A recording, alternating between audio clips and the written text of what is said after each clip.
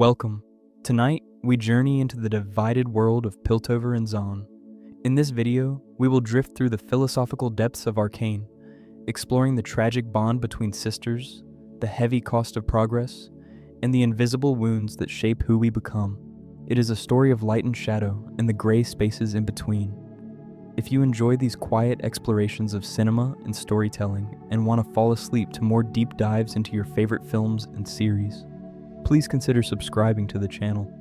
Now, take a deep breath, close your eyes, and let the story begin. Imagine a city built upon a dream, a gleaming metropolis of brass and gold where towers pierce the clouds and every street hums with the promise of tomorrow. This is Piltover, the city of progress, where invention shapes destiny and ambition knows no bounds. Its spires catch the morning sun like fingers reaching toward the heavens, and from a distance, one might believe that humanity had finally constructed paradise upon the earth. The wealthy stroll through gardens suspended above the world, their children attend academies of science and art, and the future arrives daily in laboratories where brilliant minds bend the laws of nature to their will. Everything here speaks of advancement, of civilization perfected, of problems solved through the sheer power of human ingenuity. Yet beneath this radiant vision lies another city entirely. Zaun exists in the shadow of Piltover's magnificence, carved into the depths where sunlight rarely reaches and clean air remains a distant memory. Here the streets wind through caverns, thick with chemical fog, and the buildings lean against one another like exhausted workers at the end of an endless shift.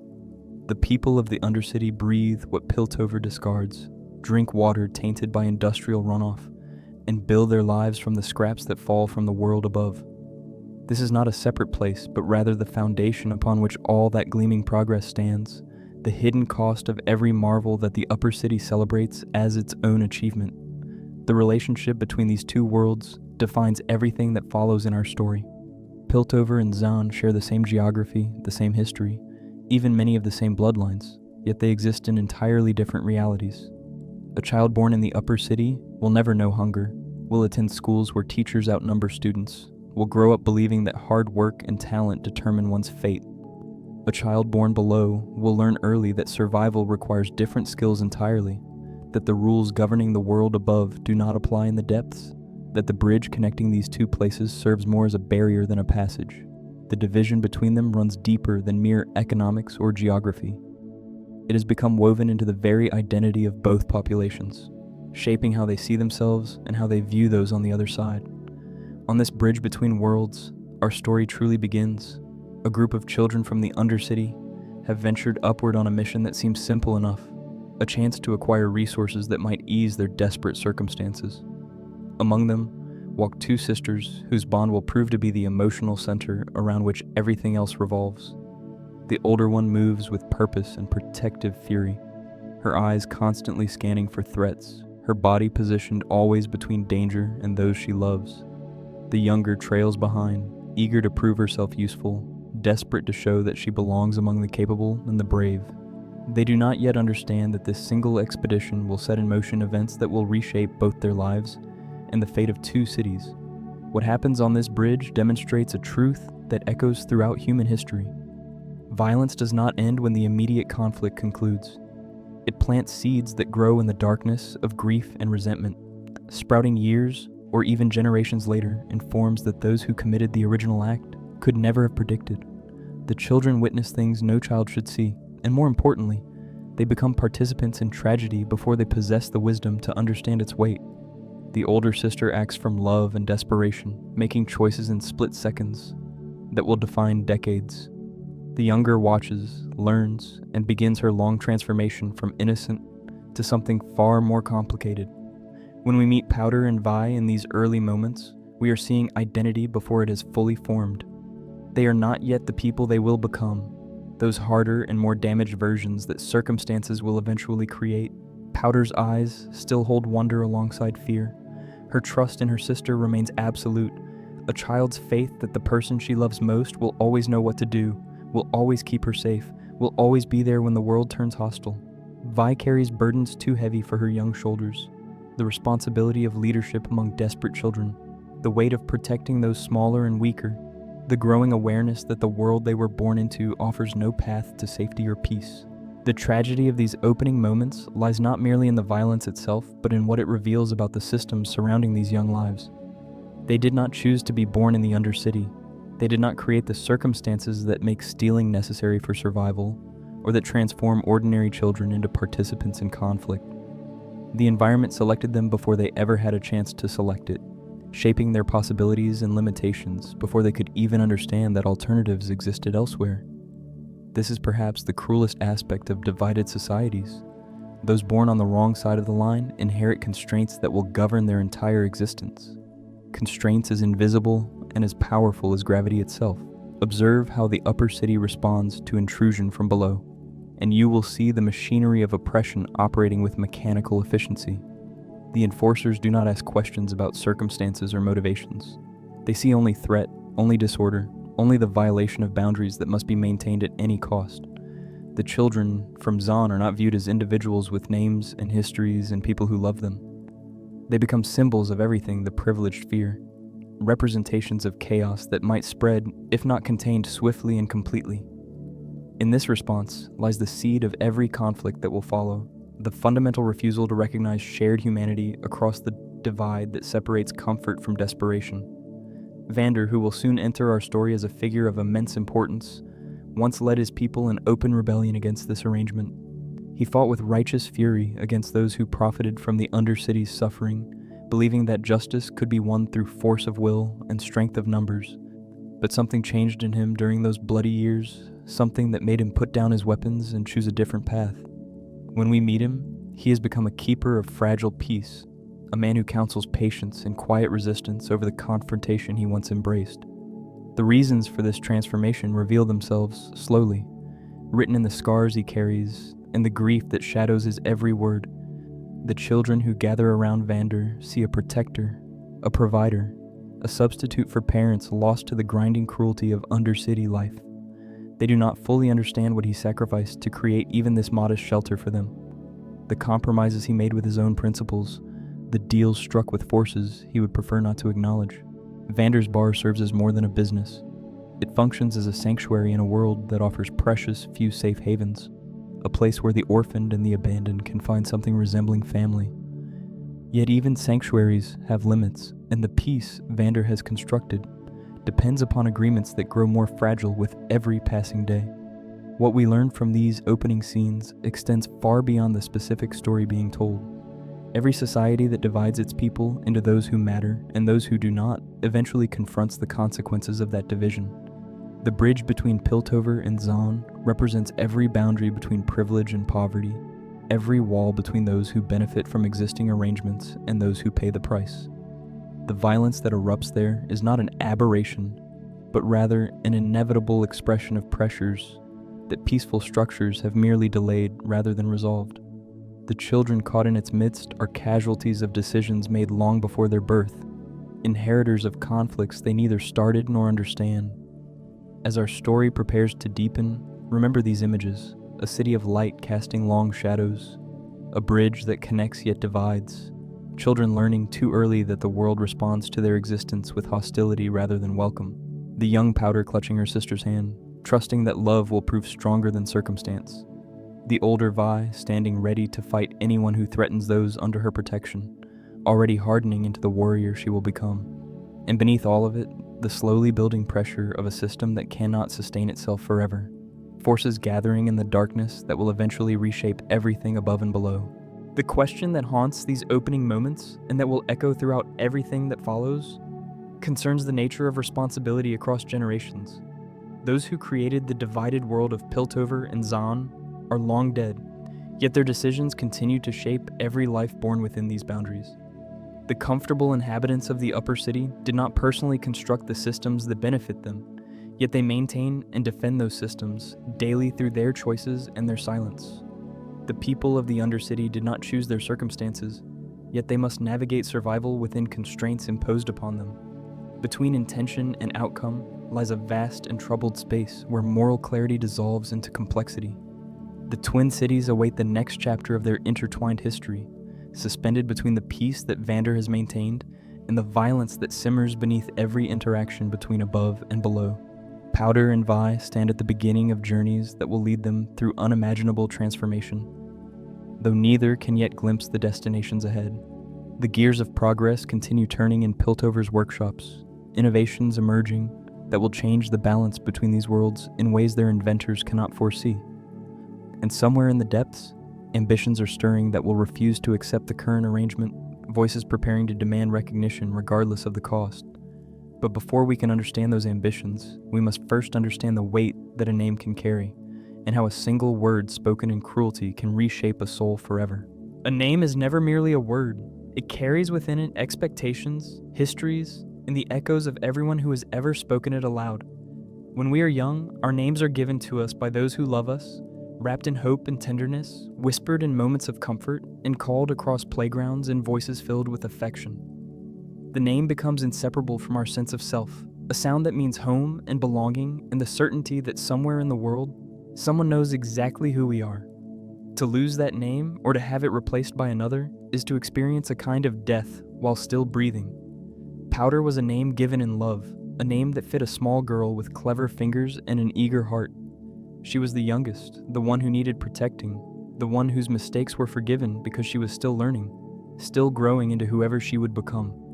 Her sister spoke that name with fierce tenderness, a single word containing promises of safety and devotion. When Powder heard her own name, she heard belonging, she heard family, she heard the assurance that no matter what happened in the dangerous world around them, she had a place where she was wanted. The transformation from Powder to Jinx did not happen in a single moment, though one particular night served as the breaking point.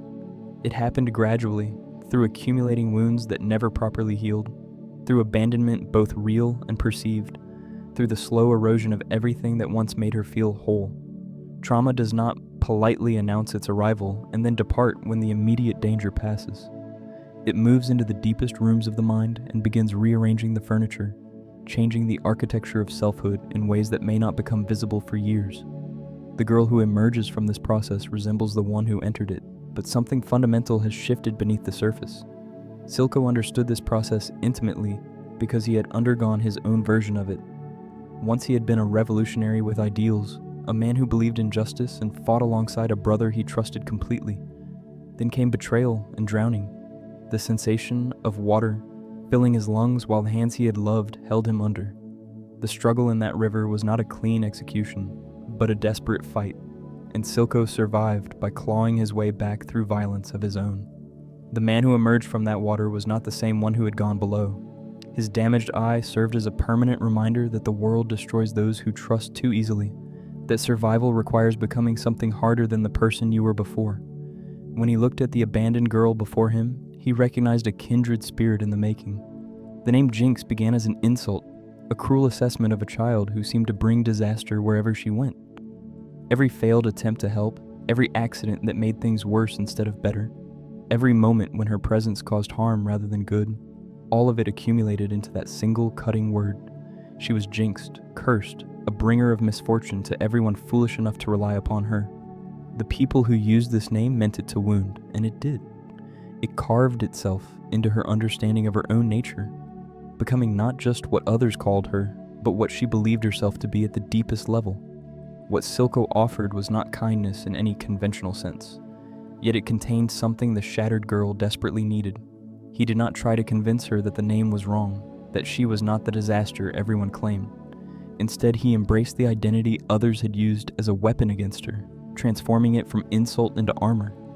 If the world insisted on calling her a jinx, then she would become one so thoroughly that the name would inspire terror rather than contempt. She would own the destruction others attributed to her, would make it her power rather than her shame. This dark gift came wrapped in philosophy that sounded almost like wisdom. Silco spoke of strength born from pain, of how the people who hurt us shape us more profoundly than those who treat us gently. He whispered that her sister's abandonment, her family's death, her endless failures, all of it had purpose. All of it was forging her into someone remarkable, someone who would never again be the helpless child waiting to be saved. The voice in her ear promised that weakness could become strength if only she stopped clinging to the soft and tender parts of herself. If only she let Powder finally die so that Jinx could fully live. The fractured mind that emerges from such trauma deserves understanding rather than simple condemnation. Mental illness in stories often serves as shorthand for villainy, a convenient explanation for why certain characters do terrible things. The broken psyche becomes a monster to be feared rather than a person to be understood. But Jinx's condition emerges from comprehensible causes and progresses through recognizable stages. Her hallucinations, her inability to distinguish past from present, her desperate clinging to rituals that provide temporary stability, all of it follows patterns that those who have experienced or witnessed such struggles will recognize. The complexity refuses to be simplified.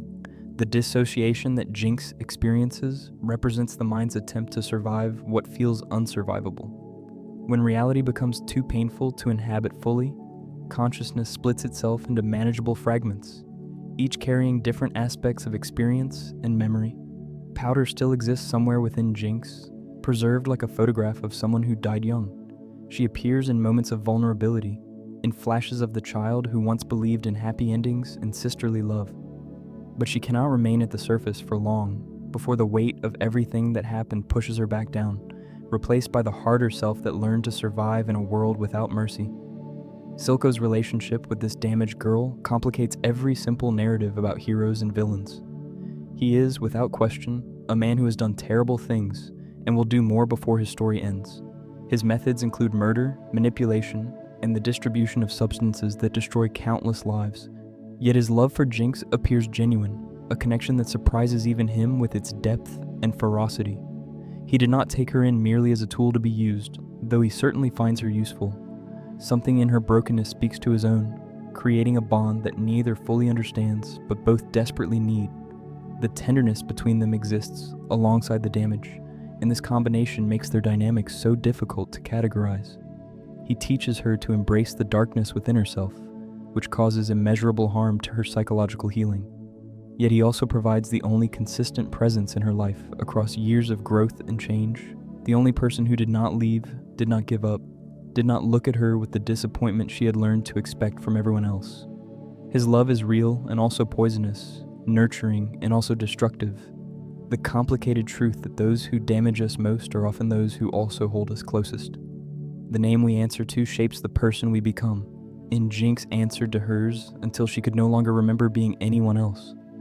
Yet somewhere deep within her, in moments when the voice is quiet and the chaos stills, a smaller name still echoes. A name that meant belonging, a name that meant family, a name spoken by a sister whose face still haunts her dreams. The war between these two identities will define everything that follows, and the outcome remains uncertain until the very end of our story. For now, though, we must turn our attention to that sister, to Vi, and to the night when one moment of fury severed a bond that both of them believed would last forever. The bond between sisters can be among the strongest connections human beings ever form. It begins before memory, in shared cribs and whispered conversations after bedtime, in the silent understanding that develops between children who face the world together. Vi and Powder knew each other in the way that only those who have grown up intertwined can know another person, recognizing moods from the smallest shift in expression, anticipating needs before they were spoken, moving through dangerous situations with the coordination of a single mind inhabiting two bodies. Their love was not something they had chosen, but something they simply were, as natural and unquestioned as breathing. This bond became the foundation upon which both girls built their understanding of safety and belonging. When everything else in the undercity threatened to crush them, they had each other. When parents were taken and protectors fell, they held hands and faced forward together.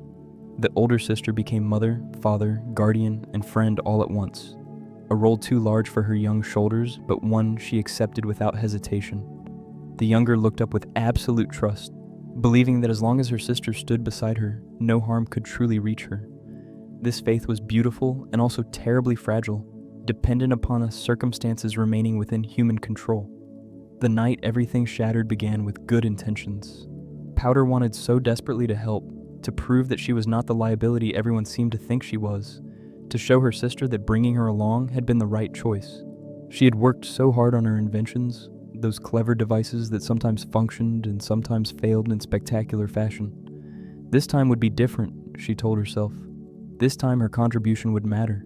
This time she would be the one who saved them instead of the one who needed saving.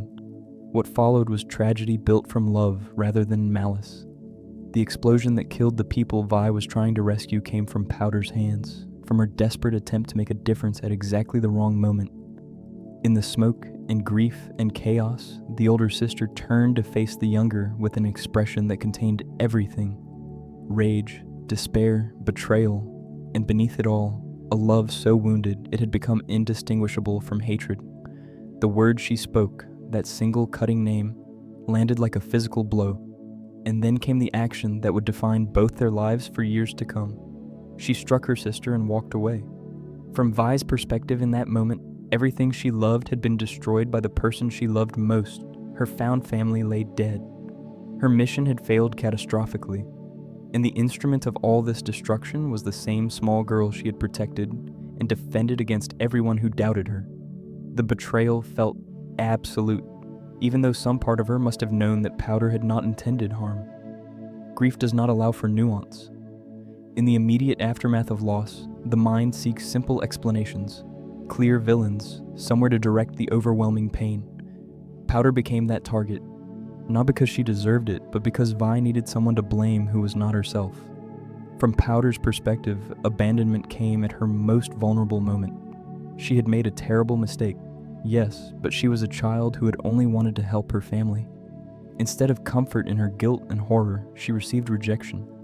Instead of reassurance that they would face the consequences together, she watched her sister's back disappearing into the darkness, leaving her alone with the bodies and the ruin and the crushing weight of what she had done.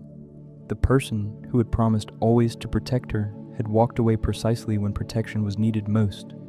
This was the wound from which Jinx would eventually be born.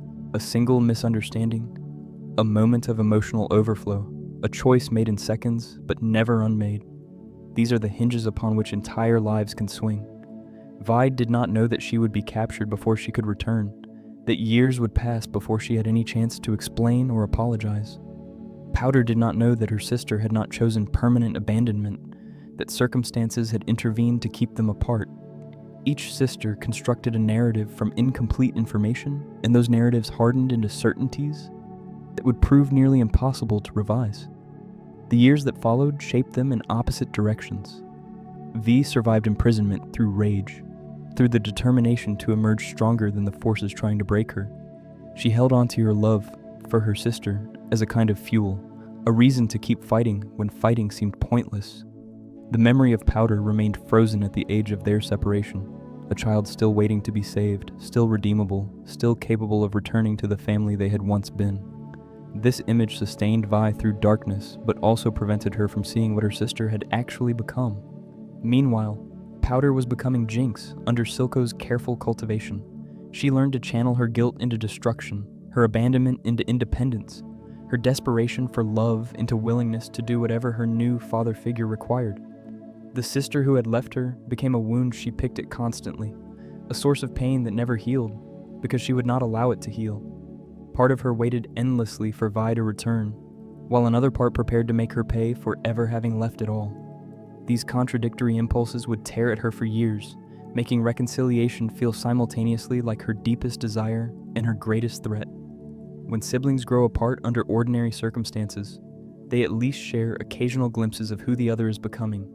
Holiday gatherings, family updates, photographs exchanged across distances. Vi and Powder had none of this.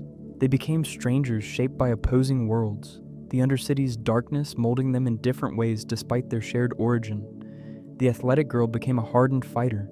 The clever tinkerer became an agent of chaos. Both carried the other inside them like a splinter too deep to remove, a constant irritation that colored every subsequent relationship and choice. Love does not simply disappear when circumstances tear people apart. It transforms into something more complicated, an amalgam of grief and anger and desperate hope that defies easy categorization. The sisters never stopped loving each other, but that love became buried beneath so many layers of pain that reaching it required excavating years of accumulated damage. Whether such excavation remained possible after everything that had happened was a question neither could answer, and perhaps they feared the answer more than the uncertainty. The distance between them would only grow as each found a different kind of father to follow, a different philosophy to embrace, a different vision of what the Undercity could become. Not all fathers share blood with their children. Some become fathers through circumstance, stepping into roles that biology never assigned them because someone needed to be there, and they were willing. Vander became this kind of father to the orphans of the undercity, gathering broken children under his protection and giving them something resembling home. His bar served as sanctuary, his voice as guidance, his broad shoulders as shelter against a world that showed little mercy to those born in the depths. The children who gathered around him did not care that he was not their true parent. They cared that he was present, that he was steady, that he stood between them and harm. The man who became this gentle protector had once been something entirely different. Vander's past included violence that still echoed through the undercity, a rebellion that had painted the streets with blood and nearly toppled the order that kept Piltover comfortable. He had been a revolutionary, a warrior, a man who believed that justice could be won through force if only enough people were willing to fight for it. Something changed him, turned the fighter into a peacekeeper, the revolutionary into a man who counseled patience over confrontation. The specifics of this transformation emerged slowly, but its effects shaped everything. His relationship with Silco predated the children, predated the bar, predated the fragile peace he worked so hard to maintain. They had been brothers once, not by blood but by shared purpose and mutual trust. Together they had dreamed of freedom for their people, had planned and fought and bled for a future where the undercity would no longer exist beneath the boot of those above. That brotherhood ended in water and violence, Vander's hands pushing Silco beneath the surface in a moment of desperate choice, Silco fighting back with a blade that found flesh before he broke free. Neither man emerged from that river unchanged. One chose peace built on compromise, the other chose vengeance built on pain. The parallel paths of these two fathers would define the fates of everyone who loved them. The children who gathered around Vander saw a protector, a provider, a substitute for parents lost to the grinding cruelty of undercity life. They did not fully understand what he sacrificed to create even this modest shelter for them, the compromises he made with his own principles, the deals struck with forces he would prefer not to acknowledge. Vander's love expressed itself through restraint, through the daily labor of maintaining a space where young ones could grow without fear. He was not perfect in this role. His compromises with the powers above required swallowing pride and accepting conditions that grated against everything he once believed. But he made these compromises for the sake of those who depended upon him. Silco chose a different path with equal conviction. His love for Jinx was no less real for being entangled with manipulation and ideology. He saw in her the potential for greatness, for becoming something that would terrify those who had dismissed and discarded her. Where Vander protected through shelter, Silco protected through transformation, believing that making his daughter strong enough to survive anything was the greatest gift he could offer. His methods caused damage that gentler approaches might have avoided, yet his commitment to her never wavered. When all his plans crumbled, she remained the one thing he would not sacrifice. Both men ultimately gave their lives in ways connected to fatherhood. Vander died attempting to save the children he had taken in, his final moments spent in desperate protection of those he loved. The monster he became in those last minutes, transformed by the very substance Silco would later use to build his empire, was still a father fighting for his young. Silco died at the hands of the daughter he had raised, yet his last words were not condemnation, but reassurance, a father's final gift of acceptance, even as life left him. These parallel endings suggest that love and destruction are never as separate as we might wish them to be. The same devotion that drives someone to die for their children can also drive them to kill for them. And the line between protection and harm blurs in moments of crisis. What we pass on to those who come after us extends far beyond what we intend. Vander wanted to teach patience, restraint, the wisdom of choosing battles carefully. Yet Vi inherited his capacity for violence alongside his protective instincts, becoming a fighter whose fists spoke more fluently than her words. Silco wanted to teach strength, independence, the refusal to accept the limitations others imposed. Yet Jinx inherited his trauma alongside his resilience, becoming as damaged by his methods as she was empowered by his belief in her. Fathers shape their children in ways they cannot control, and the lessons absorbed are never quite the ones intended. The absence of mothers in this story deserves notice, not as criticism, but as observation. These children lost their original parents to the grinding cruelty of undercity life, and the figures who stepped in to fill the void were men shaped by violence and ideology. Perhaps things might have unfolded differently with other influences present. Perhaps the tenderness these father figures offered real but limited by their own wounds, needed something they could not provide. The question lingers without demanding an answer, acknowledging that the families we construct from necessity carry their own particular shapes and shadows.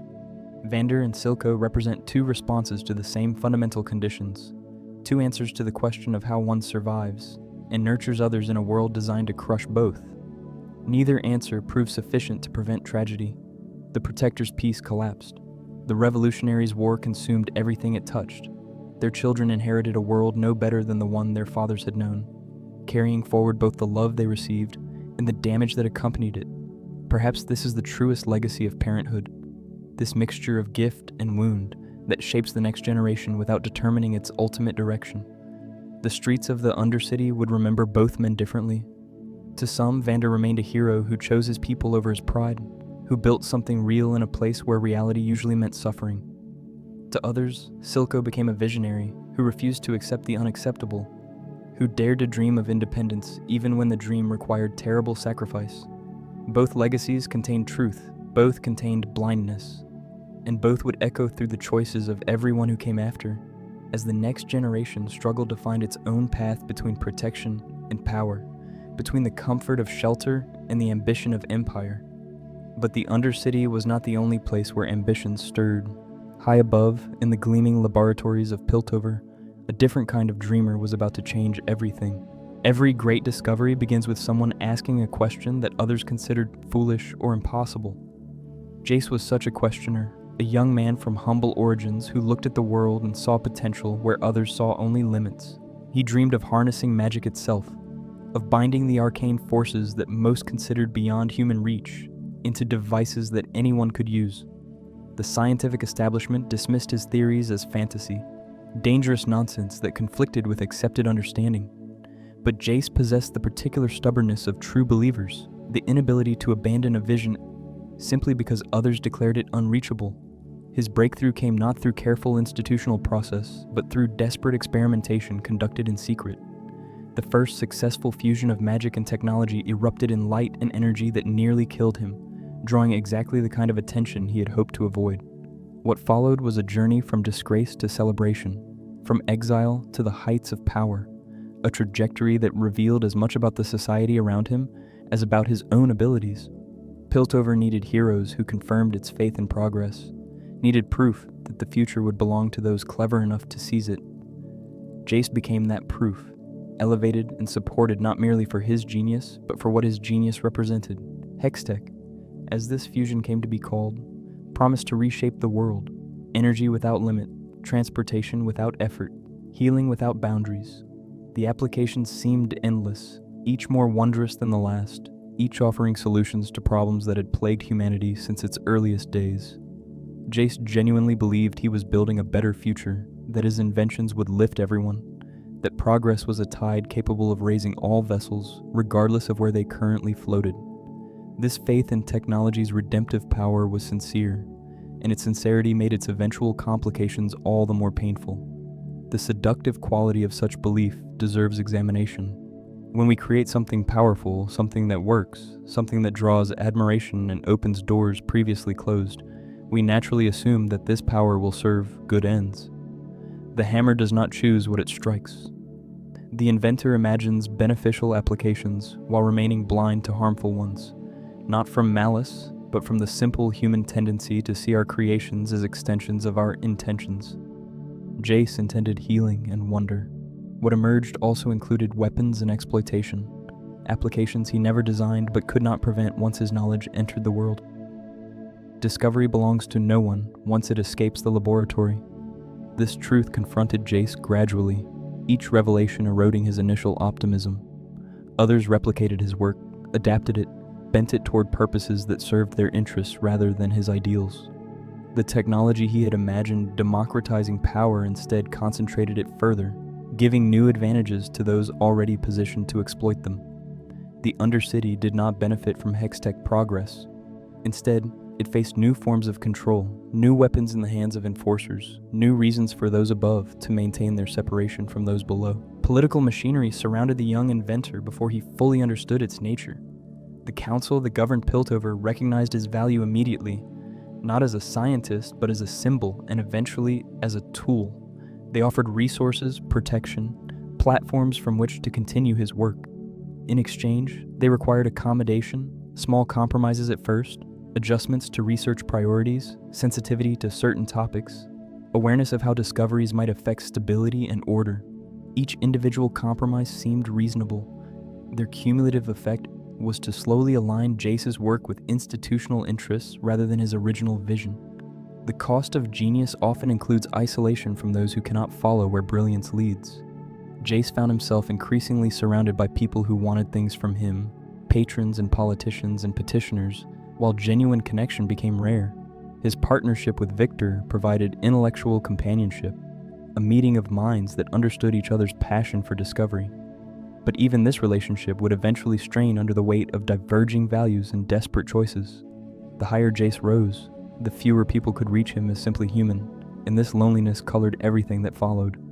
Dreams of progress rarely account for the texture of actual change. We imagine leaps forward, clean transitions from worse to better, problem solved and then receding into history. Reality offers something messier, improvement and damage intertwined, solutions that create new problems, advances that benefit some while harming others. Jayce learned this slowly, each lesson chipping away at the certainty that had fueled his early work. The future he was building looked less and less like the one he had imagined, yet stopping seemed impossible once so many depended upon continuation. What remains when idealism confronts institutional reality is the question Hextech poses through its inventor's journey. Jayce never stopped believing in progress, never abandoned hope that technology could improve human existence. But he learned that tools do not determine their own uses, that power flows toward those already powerful, that good intentions guarantee nothing about outcomes. His inventions would outlast him, spreading and mutating through applications he could neither predict nor control, serving purposes both wonderful and terrible. The tomorrow he invented would belong to everyone, and therefore to no one, least of all to the young dreamer who first asked the impossible question. Yet even as Jayce struggled with what his creations had become, the very institutions meant to guide progress were revealing their own capacity for corruption. The council chambers of Piltover gleamed with the confidence of those accustomed to deciding the fates of others. Here sat the architects of the city's prosperity, men and women who had inherited or accumulated influence sufficient to shape policy and direct resources. They were not, for the most part, cruel people. Many genuinely believed they served the greater good, that their decisions reflected wisdom accumulated through generations of leadership. Yet the very structure of their position insulated them from the consequences their choices imposed on others, creating a peculiar blindness that allowed harm to flourish beneath a canopy of good intentions. Institutions develop their own survival instincts over time, priorities that may diverge significantly from their stated purposes. The council existed nominally to govern fairly, to balance competing interests, to ensure that Piltover's progress benefited its citizens. In practice, it existed increasingly to perpetuate itself, to maintain the arrangements that kept its members comfortable and their positions secure. Every decision passed through filters of self-interest so familiar that those applying them no longer recognized them as such. The status quo became sacred, not because it was just, but because changing it threatened those with power to prevent change. Consider how good people become complicit in systems they would condemn if seeing clearly. It happens not through dramatic choices, but through accumulation, small daily compromises that seem insignificant in isolation. A vote deferred because the timing feels wrong. A concern unvoiced because raising it would create difficulties. A report unread because its conclusions might demand uncomfortable action. Each individual moment of moral flexibility can be justified, rationalized, explained away. Their sum creates something none of the participants would have chosen if presented with it whole, a machinery of injustice operated by people who consider themselves decent. Jayce entered this world believing he could change it from within. His seat on the council represented vindication, proof that talent and determination could overcome obstacles of birth and circumstance. He would use his position to advance the causes he believed in, to ensure that Hextech served everyone rather than merely those already privileged. This optimism lasted precisely as long as it took for him to understand how thoroughly the institution had been designed to absorb and neutralize such intentions. The council did not need to oppose him directly. It simply presented him with constraints and considerations until his original purposes became unrecognizable. The transformation happened so gradually that Jayce himself could not identify the moment when he became what he had once criticized. He found himself arguing for patience when action was needed, for caution when boldness was required, for compromise when principle should have held firm. The young idealist who had broken rules to pursue his vision now enforced rules that protected arrangements he had once questioned. His colleagues praised his growing maturity, his sophisticated understanding of how things actually worked, not recognizing that this maturity was simply another name for surrender. Power does not corrupt through sudden transformation. It whispers reasonable justifications until the unreasonable becomes acceptable. Each step away from original values seems small, defensible, necessary given circumstances. The destination only becomes visible in retrospect when someone realizes they are considering options that their younger self would have found unthinkable. Jayce eventually found himself weighing whether destroying the undercity entirely might solve problems that subtler approaches had failed to address. That he could entertain such thoughts without immediate revulsion showed how far the journey had taken him. The question this arc poses has no comfortable answer. Can anyone wield significant power without eventually serving that power's preservation rather than its original purpose? History offers few encouraging examples. Those who enter systems intending to reform them typically find themselves reformed instead, their sharp edges worn smooth by constant friction with institutional reality. The exceptions, those who maintain their principles despite pressure, usually find themselves expelled before accomplishing much. Power protects itself against those who would redirect it, and this protection operates regardless of individual intentions. Yet the alternative to engagement is abandonment, leaving decisions to those with fewer scruples and allowing harmful systems to continue unchallenged. This is the trap that catches reformers across every era and every institution. Staying means compromise and gradual corruption. Leaving means surrendering influence to those less troubled by the compromises required. Jayce chose to stay, and the choice cost him pieces of himself he would never recover. Whether the cost was worthwhile depends upon measurements that refuse easy provision. The council chambers continued their deliberations as the city beneath them grew more volatile. Decisions made in comfort produced consequences felt in suffering. Those with power to address injustice found reasons to delay, while those experiencing injustice found patience increasingly impossible. The gap between governance and reality widened with each passing season, each session, each vote that prioritized stability over justice. Revolution does not emerge from nowhere. It grows in spaces that legitimate authority has abandoned, watered by grievances that comfortable people find convenient to ignore. And while the powerful debated in their gilded halls, a scientist from the very depths they overlooked was pursuing his own transformation, one that would blur the line between human limitation and something far more radical. Viktor carried his origin in his body, a leg that never worked properly, serving as a constant reminder of where he came from and what that birthplace had cost him. The undercity had shaped him through deprivation and disease, through air that damaged lungs and water that weakened bones. He escaped through brilliance alone, his mind offering passage that his body could never have managed. When he arrived in Piltover's academies, he brought with him both the hunger of someone who had fought for every opportunity and the perspective of someone who understood what the gleaming city concealed beneath its foundations. His partnership with Jayce began in shared passion for discovery, two minds that recognized in each other the same consuming fire, the willingness to sacrifice comfort and convention in pursuit of understanding. Together they achieved what neither could have managed alone. Hextech, emerging from their collaboration as a child, emerges from two parents, carrying traits of both. Those early days of invention held a purity that later complications would tarnish, the simple joy of making something new, of pushing past boundaries that everyone else accepted as permanent. But partnership requires more than shared enthusiasm. It requires aligned values, compatible visions of what success means and what costs remain acceptable in its pursuit.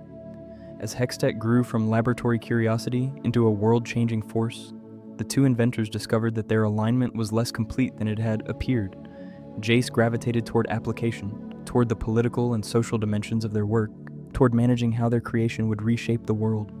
Viktor remained focused on the science itself, on pushing further into territories that practical application could not yet reach, on questions that transcended immediate utility. The divergence deepened as Viktor's body began failing more rapidly. The same environment that had damaged him in childhood continued its work, decay accelerating beyond what medicine could address. Facing mortality concentrates the mind wonderfully, stripping away concerns that seem urgent but prove ultimately trivial.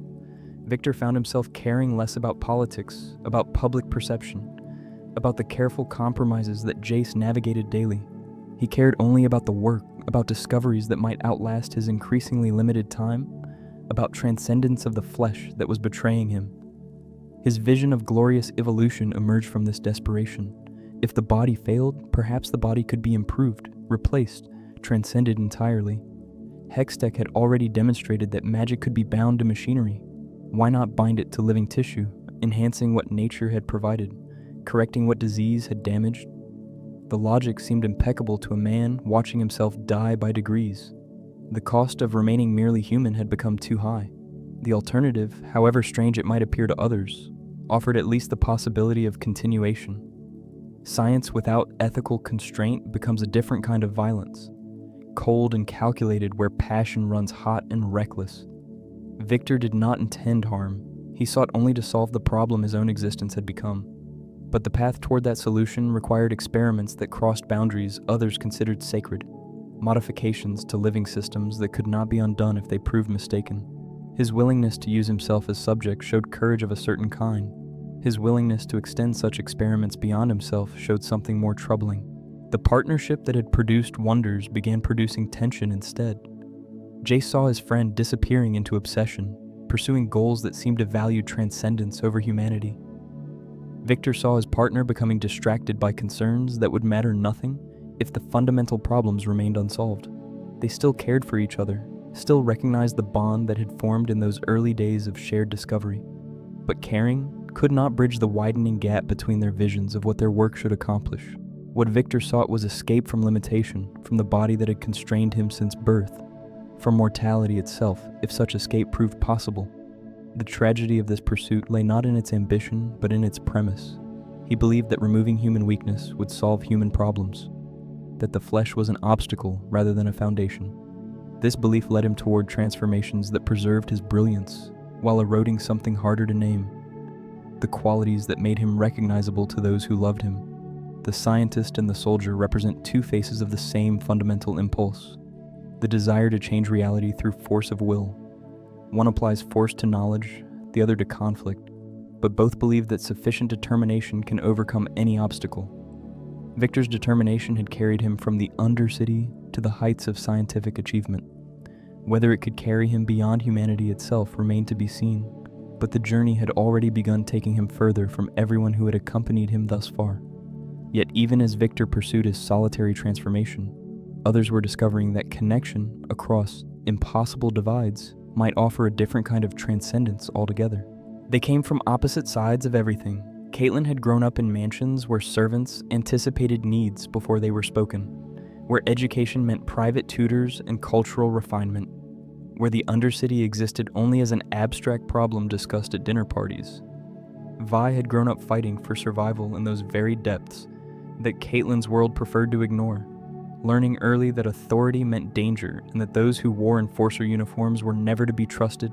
When circumstances threw them together, every difference between their worlds stood as an obstacle to connection. Yet connection formed anyway, growing in the spaces between their differences rather than despite them.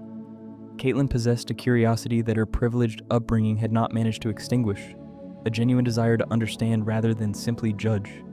Vi possessed a capacity for recognizing sincerity that her harsh experiences had not destroyed, an ability to distinguish those who meant well from those who merely performed goodness.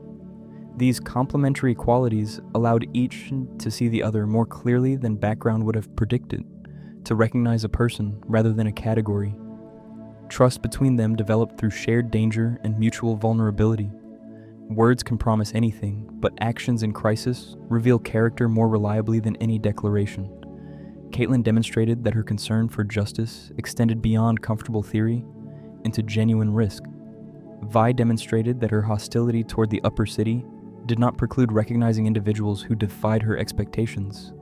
Each small proof of reliability built upon the last, constructing a foundation that neither had anticipated building with someone from the other's world. The tenderness that emerged surprised them both. Softness seemed a luxury that neither life had prepared them to expect. Vi hardened by violence and loss, Caitlyn armored by propriety and duty. But in quiet moments between conflicts, when survival no longer demanded their full attention, something gentler surfaced. A look held slightly too long, a touch that lingered beyond necessity, the gradual recognition that the other had become important in ways that transcended alliance or convenience. Loving someone your world taught you to fear requires a particular kind of courage. Every message Caitlyn had absorbed about the undercity and its people had to be questioned, examined, ultimately rejected in favor of direct experience. Every lesson Vi had learned about enforcers and their masters had to be weighed against the evidence of one person who did not fit the pattern. This questioning extended beyond their relationship into everything they thought they knew, undermining certainties that had previously structured their understanding of how the world worked. Their bond suggests that understanding across divides begins not with policy or ideology, but with individual recognition. Systems of separation depend upon abstraction, upon treating groups as monolithic, rather than as collections of distinct persons. When someone from one side truly sees someone from the other, the categories that justified separation begin losing their power. Caitlyn and Vi did not solve the problems between their cities through their connection, but they demonstrated that those problems were not inevitable, that the divisions were constructed rather than natural. The spaces between worlds are where such connections must form, in territories that belong fully to neither side. The investigation that brought them together required both to leave familiar ground, to operate in uncertainty where neither held advantage. This equality of displacement created room for relating as individuals rather than as representatives of their respective origins. Had they met on either's home territory, the weight of context might have prevented them from seeing each other at all. What they built together remained fragile throughout, threatened constantly by the very conflicts that had brought them into contact. The world did not pause to accommodate their growing bond. Violence continued, loyalties were tested, circumstances demanded choices that threatened to separate them again. Their relationship existed not in some protected space apart from the larger struggles, but woven directly into those struggles, shaped and strained by forces far beyond their control. Yet they continued choosing each other, continued finding ways back when circumstances drove them apart. This persistence speaks to something essential about connection across difference. It is never achieved once and then secured. It must be chosen repeatedly, defended against pressures that would make separation easier, rebuilt after each rupture. Caitlyn and Vi modeled this ongoing commitment, demonstrating that bridges between worlds require constant maintenance from those willing to walk them. Their love offered hope that the wounds dividing Piltover and Zaun might someday heal. But healing requires first understanding the nature of the wounds themselves, and the damage carried by every character in this story runs deeper than any single relationship can mend. Every character who moves through this story carries invisible weight. The wounds they bear do not always show on the surface, yet these hidden injuries shape every choice, every reaction, every relationship they attempt to form. Trauma operates like a lens through which all subsequent experience must pass, coloring perception in ways the wounded person may not even recognize. What seems like personality is often adaptation. Behaviors develop to survive circumstances that have long since passed, but whose effects persist indefinitely. Childhood loss functions as an engine driving adult behavior throughout the narrative. Those who experienced violence and abandonment when young did not simply recover and move forward. They incorporated those experiences into the architecture of themselves, building around the damage in ways that preserved function, while never addressing the underlying fractures. Vi learned to fight because fighting kept her alive, but fighting also became her primary response to any threat, appropriate or otherwise. Jinx learned to distrust because trust had led to devastation, but distrust also prevented her from accepting help that might have changed her trajectory. The cycle perpetuates itself with terrible efficiency. Those who have been hurt often hurt others, not from malice, but from the simple fact that damage limits the range of responses available. When your formative experiences taught you that violence resolves conflict, violence becomes your instinctive answer to every tension. When abandonment convinced you that people always leave, you may push them away first, creating the very outcome you feared through the measures you took to prevent it. The cycle spins forward, each generation inheriting wounds from the last while adding new ones to pass along. What determines whether pain becomes growth or calcification remains one of life's most persistent mysteries. Some people emerge from terrible circumstances with an expanded capacity for compassion, their suffering having taught them to recognize and respond to suffering in others. Some people emerge hardened, their capacity for connection diminished by the very experiences that might have deepened it.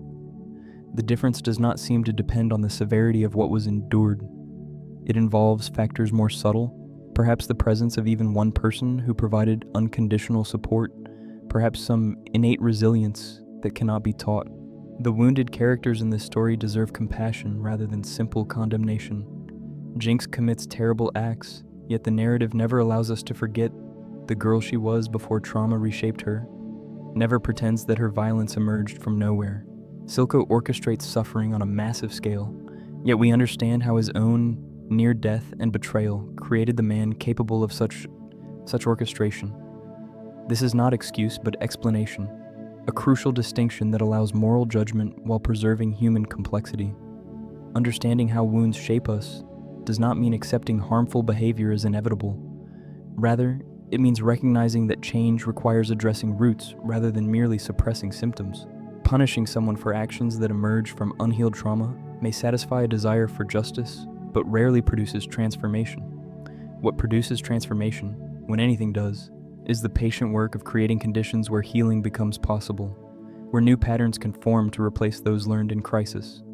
The body remembers what the mind tries to forget. Trauma stores itself in physical responses, in the way muscles tense at certain sounds, in the acceleration of heartbeat when situations echo past danger. These embodied memories bypass conscious thought, triggering reactions before any deliberation can occur. Characters throughout the story display this phenomenon, their bodies responding to the present as though it were the past, old fears activated by new circumstances that share some resemblance to original injuries. Perhaps the most painful aspect of carrying wounds is how they interfere with the very connections that might help heal them.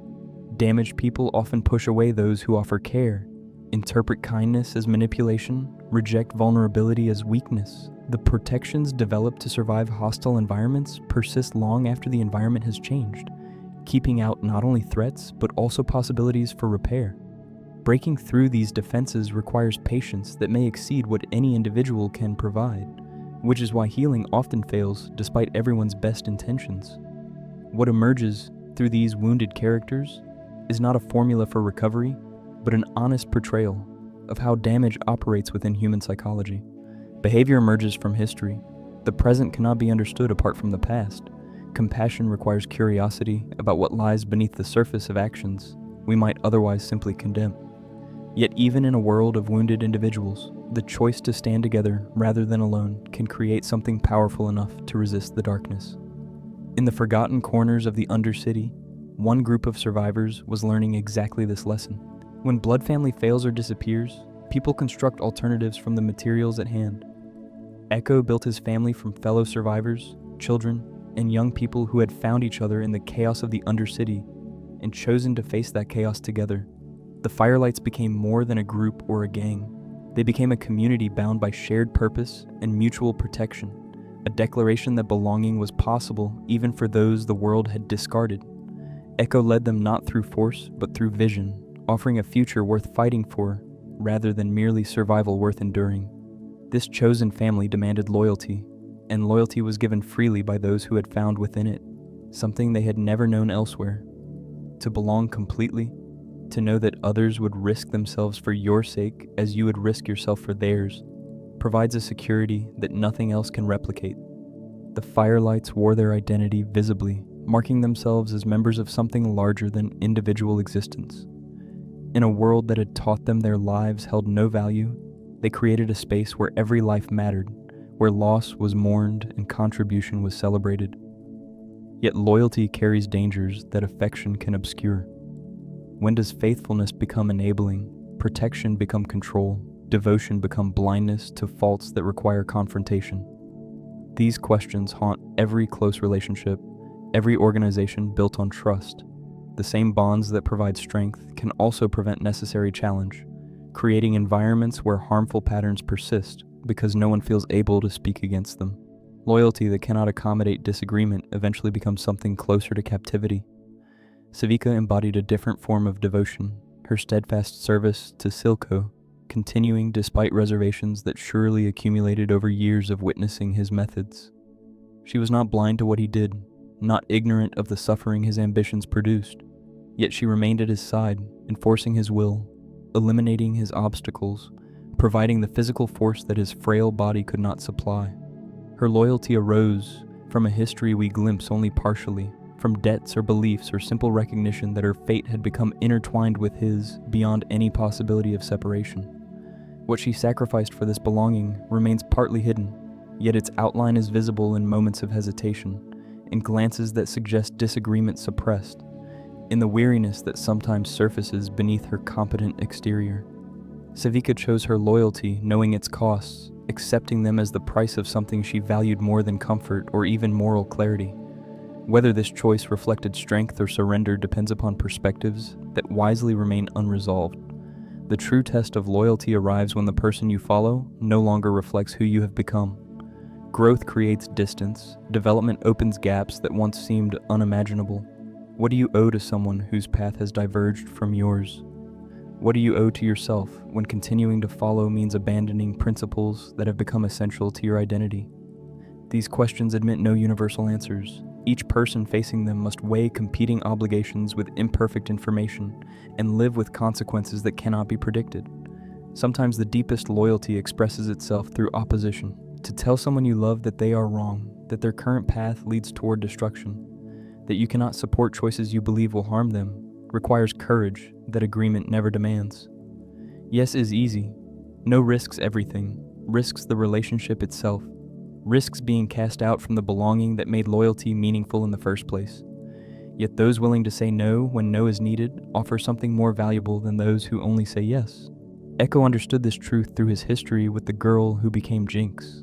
They had been friends once, children together in circumstances that should have made such friendship impossible. He watched her transformation with grief he could not express and eventually had to accept that the person he had known was no longer accessible through the shell that remained. His loyalty to the memory did not require him to accept what she had become. It required him to oppose her when opposition was needed, to fight her when fighting was necessary, even while mourning the loss that made such fighting inevitable. The boundaries of loyalty define the shape of every community and every relationship. Drawn too narrowly, they exclude those who deserve inclusion. Drawn too broadly, they permit harms that should be challenged. Finding the right boundaries requires constant adjustment, ongoing conversation, willingness to question what was previously assumed. No formula can replace this work. It must be done continuously by everyone involved for as long as the bonds remain worth maintaining. And in the spaces where loyalty flourished, something else was growing too, a defiant beauty that refused to accept that darkness must define those who dwell within it. Cities are not neutral containers for human activity. They are arguments made in stone and steel, declarations of value expressed through what gets built and where. The vertical arrangement of this divided world spoke a truth that no official document would ever acknowledge. Some lives were meant for sunlight, others for shadow. The towers above reached toward the sky as if aspiring to leave the earth behind entirely. The tunnels below burrowed deeper into darkness as if accepting that certain populations deserved burial even while still breathing. This physical placement was not accident but design, the accumulated result of countless decisions that each seemed reasonable in isolation. The industries that produced Piltover's wealth required somewhere to process their toxic byproducts, somewhere that would not offend the sensibilities of those who benefited from production. The workers who powered those industries required housing close enough to be convenient, yet distant enough to remain invisible. The solutions to these practical problems gradually became permanent features of the landscape. Geography transformed into hierarchy. Systems of inequality build themselves into the very structures that subsequent generations inherit as given. A child born in the undercity does not experience oppression as a series of discrete choices made by identifiable villains. It simply is, as natural seeming as weather, the way things have always been, and therefore the way things must be. The pipes that carry pollution downward were installed before memory. The bridges that control movement between worlds have always required permission to cross. The air has always been difficult to breathe. Questioning such arrangements requires first recognizing them as arrangements rather than facts of nature. The pollution, the poverty, the violence that characterize life below all flow directly from prosperity above. This connection remains invisible to those who benefit from it, hidden by the same geography that separates the populations. The comfortable citizens of Piltover do not see the consequences of their comfort. They consume goods produced by processes they never witness, dispose of waste through channels they never trace, enjoy security maintained by forces they never examine closely. Their innocence is real in the sense that they did not personally choose these arrangements. It is also constructed, maintained by carefully designed ignorance. Those who suffer under such systems eventually reach limits of endurance. Revolution does not emerge from ideology alone, but from accumulated grievance, from the recognition that existing channels for change have been blocked or were never real to begin with. When legitimate means of addressing injustice prove futile, illegitimate means become increasingly attractive. The violence that erupts from below appears senseless to those above, only because they have never experienced the conditions that make such violence comprehensible. From within those conditions, it can seem like the only language that those in power have ever shown willingness to hear. What do those who benefit from unjust arrangements owe to those whose suffering enables their benefit? The answer cannot be charity, which preserves the underlying relationship while softening its edges. It cannot be sympathy, which costs nothing and changes nothing. Something more fundamental is required, a willingness to examine the systems that produce comfort and to accept responsibility for their reformation, even when reformation threatens that comfort itself. The citizens of Piltover were not evil for enjoying the lives their position afforded them. They were simply human, preferring not to look too closely at the foundations supporting their world. This preference is universal, shared by anyone who has ever benefited from arrangements they did not create and chose not to question. The narrative does not condemn from a position of superiority. It invites recognition that we all participate in systems whose full implications we prefer not to trace, whose costs are paid by people we will never meet. The architecture of oppression persists because rebuilding requires effort that those with power to rebuild have little incentive to undertake. Each generation inherits structures from the last and passes them on to the next. The original purpose is forgotten while the effects continue. Zaun remained below because Piltover remained above, the relationship locked into geography that would require more than good intentions to transform. Stone does not care about justice. It simply endures, holding in place whatever arrangements it was shaped to support. Yet even within the most oppressive structures, the human spirit finds ways to assert itself, creating beauty in places designed only for function, planting seeds of hope in soil poisoned by neglect. In places designed to degrade, beauty becomes rebellion. The undercity was never meant to inspire or uplift. Its architecture served function without consideration for those who would inhabit it, tunnels carved for industrial purpose, housing constructed as afterthought for workers whose comfort concerned no one. Yet within these hostile spaces, people created art anyway, splashing color onto gray walls, carving meaning into surfaces that had been left deliberately blank. This creation was not frivolity, but survival, a declaration that the human spirit refuses to accept the limits imposed upon it. Ekko and his Firelights understood this truth instinctively. Their hideout bloomed with intention, every surface bearing marks of deliberate choice rather than mere necessity. The graffiti that announced their presence throughout the undercity served practical purposes, marking territory and communicating messages. But it also served purposes beyond practicality, asserting that these spaces belonged to people who had visions worth expressing, who refused to accept that their environment should define the boundaries of their imagination. The aesthetic they developed spoke a language of hope that words alone could not convey. Colors that had no business existing in the depths appeared on walls and clothing, in the painted faces of those who claimed membership. These choices required effort, resources diverted from survival toward something that strict rationality might dismiss as unnecessary. Yet the necessity was real, even if it operated on levels that efficiency cannot measure. Human beings require beauty to remain fully human, and those denied it must create their own, or slowly surrender pieces of themselves. At the heart of the Firelights sanctuary stood something that should not have existed at all. A tree, living and growing in a place where sunlight never reached, preserved through care and ingenuity that spoke of priorities the surface world would find incomprehensible. Why expend such effort on a single plant when so many other needs press constantly? Because the tree represented everything they were fighting for. A future where living things could flourish. Where nature was not simply a resource to be exploited, but a presence to be cherished. This preserved life stood as defiance against the industrial decay surrounding it. Every leaf that unfurled declared that destruction was not inevitable, that even in the most hostile circumstances, cultivation remained possible. The Firelights gathered beneath its branches for meetings and ceremonies, drawing meaning from its continued existence. In protecting the tree, they practiced the care they hope someday to extend to their entire world, learning the patience and attention that nurturing requires. Oppressed communities throughout history have created culture that affirms their humanity against erasure. When dominant powers declare certain people worthless, those people respond by generating worth that cannot be taken from them. Music emerges from conditions that should produce only despair. Stories are told in languages that were supposed to die. Traditions persist despite every effort to eliminate them. This creative resistance does not always change material conditions, but it preserves something essential while the struggle for material change continues. The visual language of this world participates in this argument about art and value. Every frame demonstrates that creative vision can transform familiar materials into something unprecedented, that even the darkest settings can achieve genuine beauty rather than mere bleakness. The style insists on being taken seriously as artistic statement, demanding attention and rewarding it with images that linger long after viewing ends.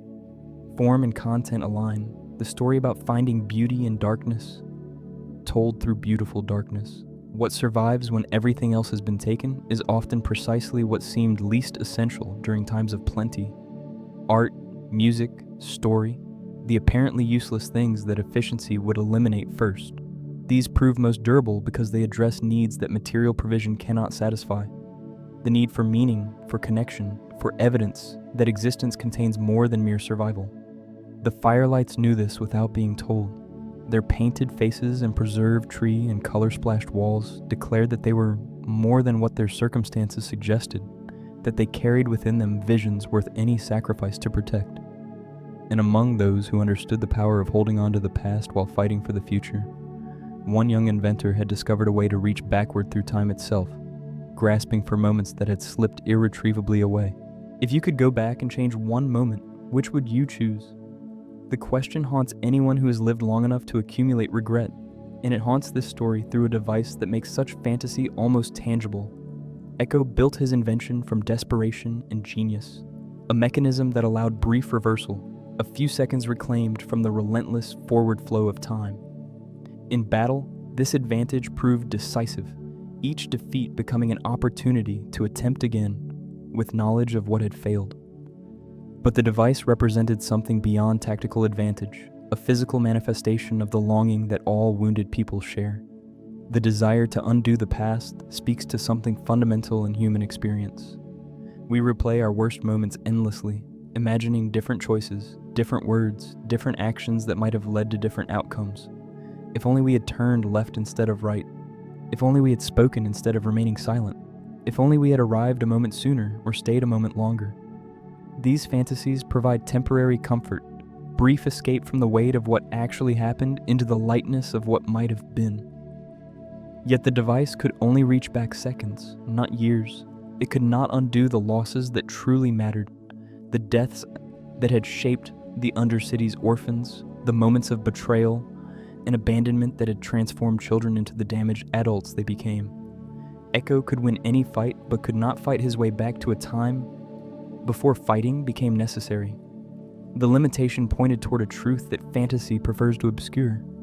Even if we could change the past, we might find that the moments we most wish to alter were themselves shaped by earlier moments, the chain of causation extending backward beyond any single intervention. Memory operates differently than time, preserving what the clock has carried away, keeping the dead alive within us and the past perpetually present. Jinx carried powder inside her like a ghost that would not depart, the girl she had been in before everything shattered. in moments of vulnerability that earlier self-surfaced, eyes wide with the innocence that subsequent experience had buried.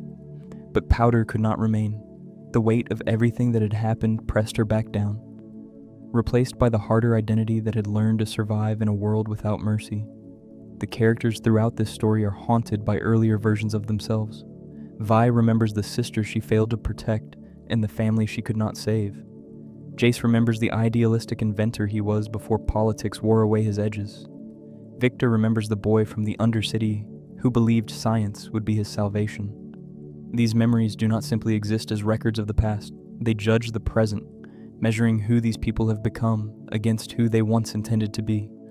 Those we have lost haunt us similarly, their absence shaping our choices long after they have ceased to exist in any form we can touch or hear. Vander's influence persisted in Vi's commitment to protecting others, even when that commitment led her into danger. The dead of that terrible night continued speaking to Jinx, their voices blending with her own fractured thoughts until distinguishing memory from madness became impossible. We carry our dead with us always, and they carry us toward destinations we might not otherwise have chosen. Memory is never neutral. It reconstructs rather than records, shaped by present needs and fears into versions of the past that serve purposes the original events never intended. What we remember is not what happened, but what we have made of what happened, stories we tell ourselves that become truer than truth through endless repetition. Jinx's memories of that night differed from Vi's memories of the same events, each sister having constructed a narrative that explained her subsequent choices, that justified who she had become. The fantasy of returning serves finally as a reminder that we cannot. Time moves in one direction only, carrying us forward regardless of our willingness to go. The seconds Ekko could reclaim were a gift and a curse together, brief respite from permanence that only emphasized how permanent everything else remained. What matters is not what we would change if we could, but what we will do with the time that actually remains to us, the moments still unwritten that await our choices. And in those unwritten moments, each character would discover that strength takes forms far more varied than the simple ability to fight. Strength wears many faces, though we often recognize only the most obvious among them. Vi fought with fists that could shatter bone and a will that refused to yield regardless of odds. Her physical prowess defined her in the eyes of others and often in her own eyes as well, the ability to endure and inflict damage serving as her primary currency in a world that respected little else. This was real strength, undeniably, the kind that keeps you alive when gentler qualities would get you killed. But it was not the only kind, and mistaking it for the whole of strength leads to impoverished understanding. Caitlyn possessed something different, a strategic intelligence that saw patterns where others saw only chaos. Her strength lay in perception and analysis, in the ability to connect information into coherent pictures that guided effective action. She had not been forged in the same fires as Vi, had not learned to fight with her body because her environment had never required it. What her environment had required was navigation of complex social terrain, and she had developed corresponding capabilities that proved equally valuable when circumstances demanded them. Jinx embodied yet another form of power, a chaotic brilliance that created weapons and mayhem with equal facility. Her strength terrified because it followed no predictable rules, erupting in directions that even she could not always anticipate. The same fractured mind that made her unstable also made her unpredictable, and unpredictability carries its own terrible advantage. Those who faced her could not prepare for what she might do because she herself did not always know until the moment of doing. Beyond these obvious forms lies strength that rarely announces itself, that operates quietly in spaces where violence and strategy cannot reach. Resilience, the ability to absorb damage and continue functioning. Vulnerability, the courage to remain open when closing off would be safer. The willingness to feel pain rather than numbing against it. To love despite knowing that love creates exposure to loss. These qualities receive less recognition than fighting prowess or tactical genius, yet they may matter more in the long measure of a life. Mel's mother demonstrated how strength could contain contradictions that simpler portrayals cannot accommodate. She was warrior and diplomat, capable of killing and capable of the patience that negotiation requires. She was also a grieving parent, carrying loss that her formidable capabilities could not prevent and her iron will could not erase. Her strength included acknowledgement of weakness, recognition that even the powerful remain subject to forces beyond their control. This complexity made her more rather than less formidable. Silco's power came not from his body, which had never recovered fully from the drowning that transformed him, but from his will and his willingness to sacrifice. He could not win fights through physical dominance. He won them through the creation of systems that made his personal frailty irrelevant, through accumulation of resources and loyalties that fought on his behalf. His strength was organizational and psychological, the ability to see what others needed and to position himself as the provider of those needs. True strength in this story often means choosing not to fight when fighting would be easier. It means sitting with discomfort rather than lashing out to relieve it. It means extending trust when distrust would be more immediately protective. It means acknowledging error when denial would preserve ego. These choices require something that physical courage does not, the ability to tolerate internal states that violence can temporarily escape. Punching someone feels better than feeling helpless. Destroying something feels better than grieving. The strength to feel rather than act is quiet and easily overlooked. The invitation extended is to expand what we consider powerful. Recognition that the qualities we most need in ourselves and others may not be the ones that dominate screens filled with combat and confrontation. Connection requires different muscles than conflict. Healing requires different capacities than harming. The many faces of strength include some that look nothing like what we have been trained to recognize, and learning to see them may be among the most important lessons available. Yet even the strongest among us must eventually confront grief. They're that universal teacher whose lessons arrive whether we wish to learn them or not.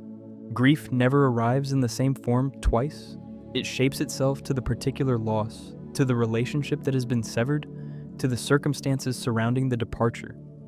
What remains constant is only that it transforms, taking whoever experiences it and reshaping them into someone new, someone who must learn to exist in a world that no longer contains what it once held. The characters who move through this story all carry grief, and watching how differently they carry it reveals truths about human adaptation that no direct statement could convey. Jinx could not release powder, could not allow the girl she had been to finally rest. Instead, that earlier self remained frozen within her, preserved like an insect in amber, neither alive nor fully dead. The grief she carried was not for someone else, but for herself, for the person she might have become if that terrible night had unfolded differently. This inability to let go kept the wound perpetually fresh, healing prevented by constant reopening. Every time powder surfaced, in memory or hallucination, the loss was experienced anew. Grief that could never complete its work because she would not permit completion. Vi transformed her grief into rage and purpose, emotions that could be channeled into action rather than simply endured. She survived imprisonment by holding on to anger at those responsible and determination to reunite with her sister. This transformation allowed her to function when pure sorrow might have destroyed her, to keep moving when stopping would have meant surrender. But rage is not resolution. Beneath the fury, the grief remained untouched, waiting for moments of stillness to reassert its presence. Silco's grief over betrayal became the foundation of everything he subsequently built.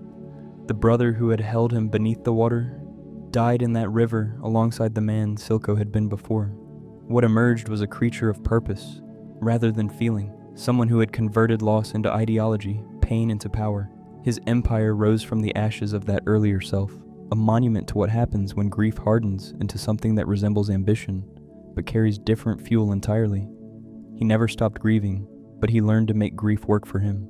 The differences in how these characters process loss illuminate a question that admits no universal answer. Why do some people grow through pain while others calcify around it? Vi and Jinx experienced the same catastrophic night, lost the same family, faced the same impossible circumstances.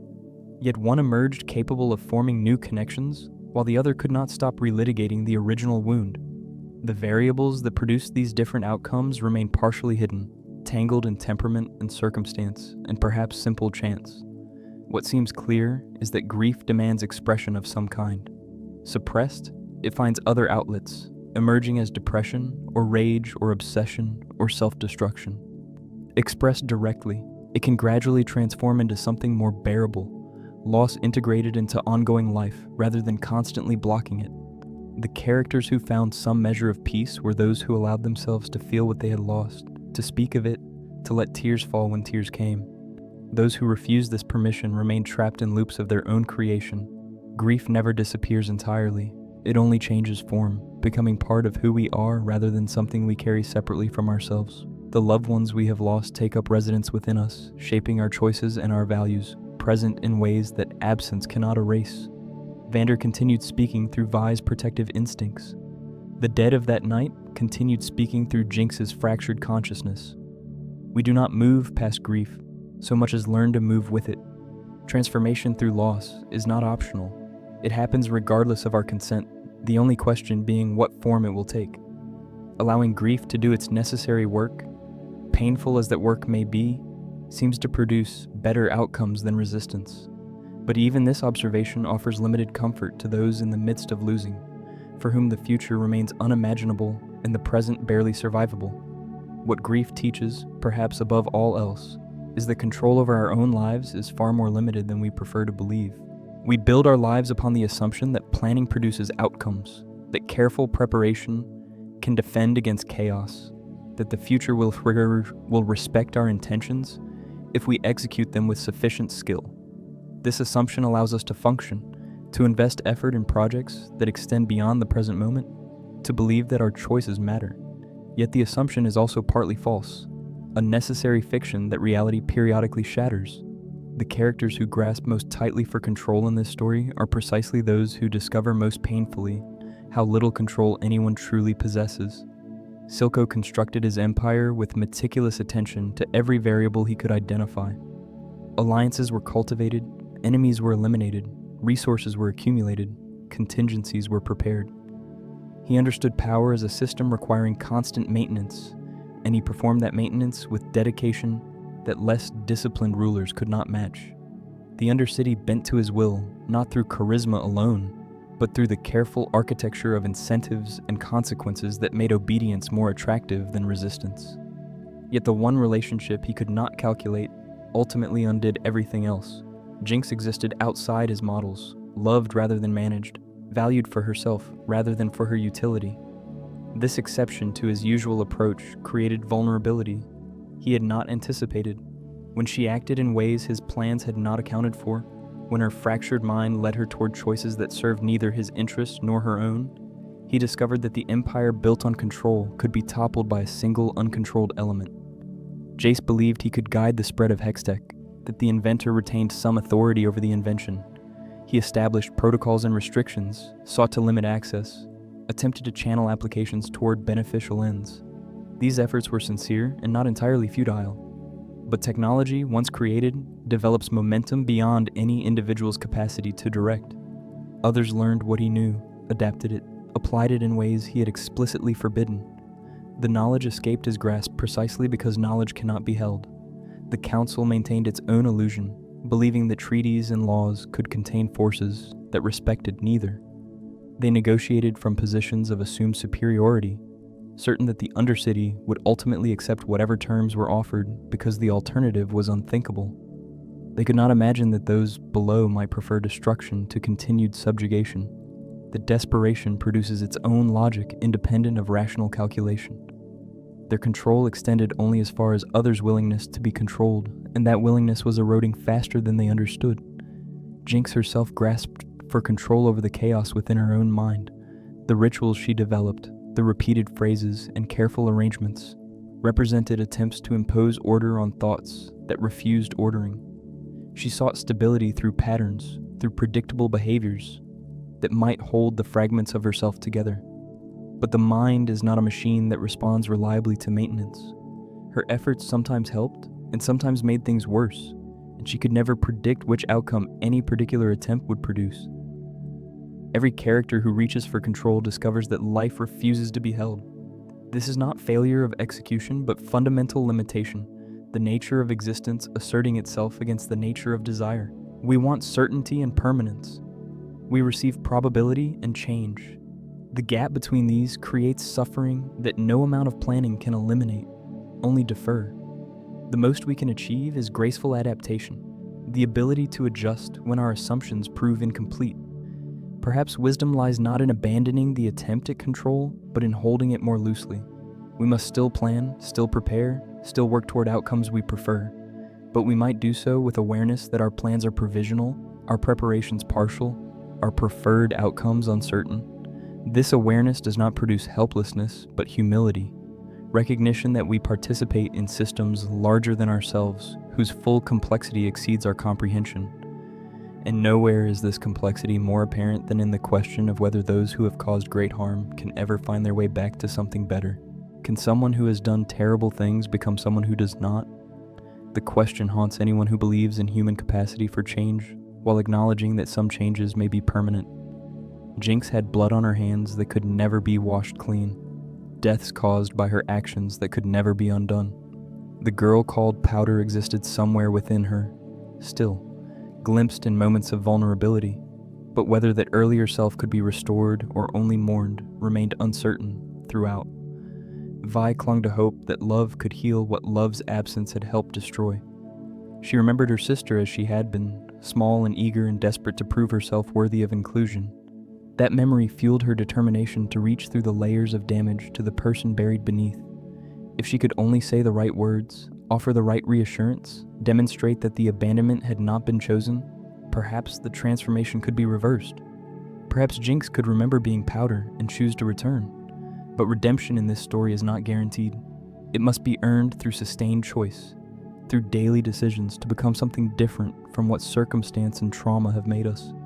A single moment of recognition does not erase years of damage. A single act of kindness does not balance countless acts of harm. The mathematics of moral accounting resists simple resolution, each entry on the ledger remaining visible regardless of what subsequent entries might add. Some wounds may simply be too deep. Some bridges may have burned so completely that no reconstruction remains possible. This is a hard truth that narratives often soften, offering redemption arcs that provide the satisfaction of completion, even when such completion strains believability. The refusal of such comfort presents instead the possibility that some damage cannot be undone, that some transformations are permanent, that the person who existed before catastrophe may be genuinely gone rather than merely hidden. The question extends beyond Jinx to everyone who carries guilt for harm they have caused. Can Vi redeem her moment of abandonment, her spoken cruelty in the worst possible moment?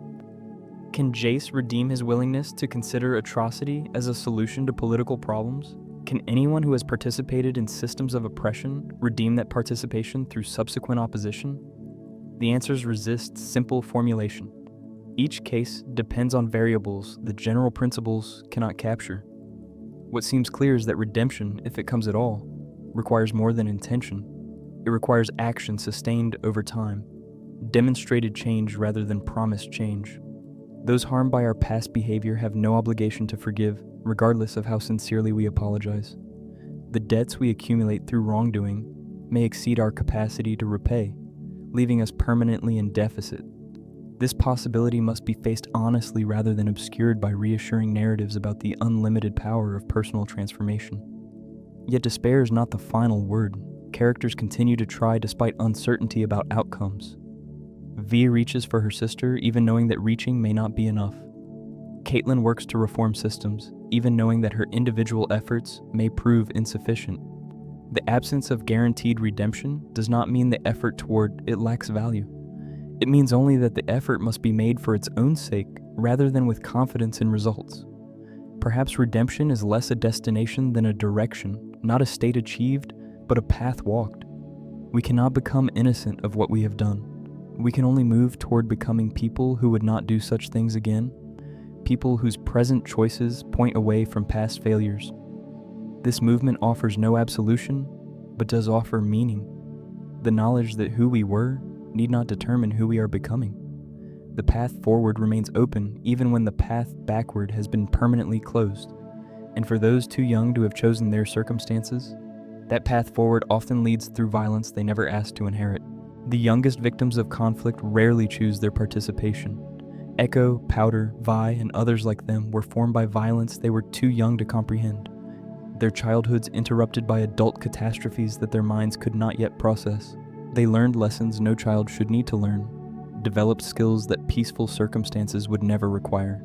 built selves adapted to survival in conditions that should never have been their inheritance.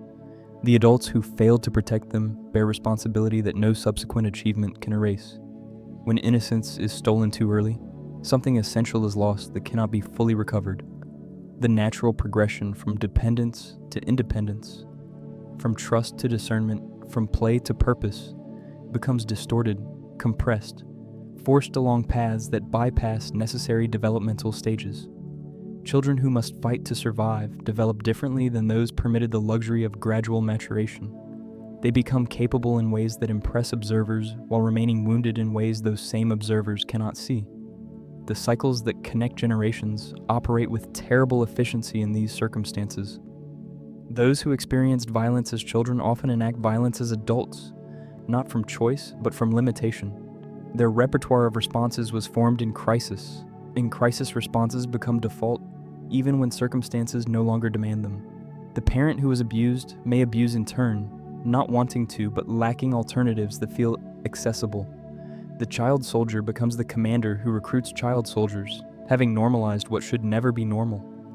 Adults bear responsibility to protect children from becoming participants in their conflicts. This responsibility extends beyond individual parents to entire societies, to the systems and structures that determine which children grow up safe and which grow up besieged. When we allow conditions to persist that force children into survival modes, we become complicit in the damage that results. The comfortable cannot excuse themselves by pointing to the immediately responsible. Comfort that depends on such conditions is already implicated. The realities portrayed here do not flinch from their implications. We see bright young faces hardening into something less open, curiosity and playfulness giving way to vigilance and calculation.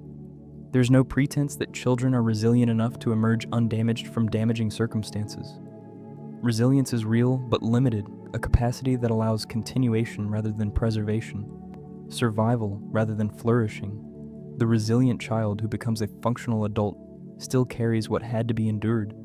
Every act of violence in the present moment connects backward to failures in the past. The person pulling the trigger was once a child who deserved protection and did not receive it. This observation does not excuse harm, but does complicate easy judgment.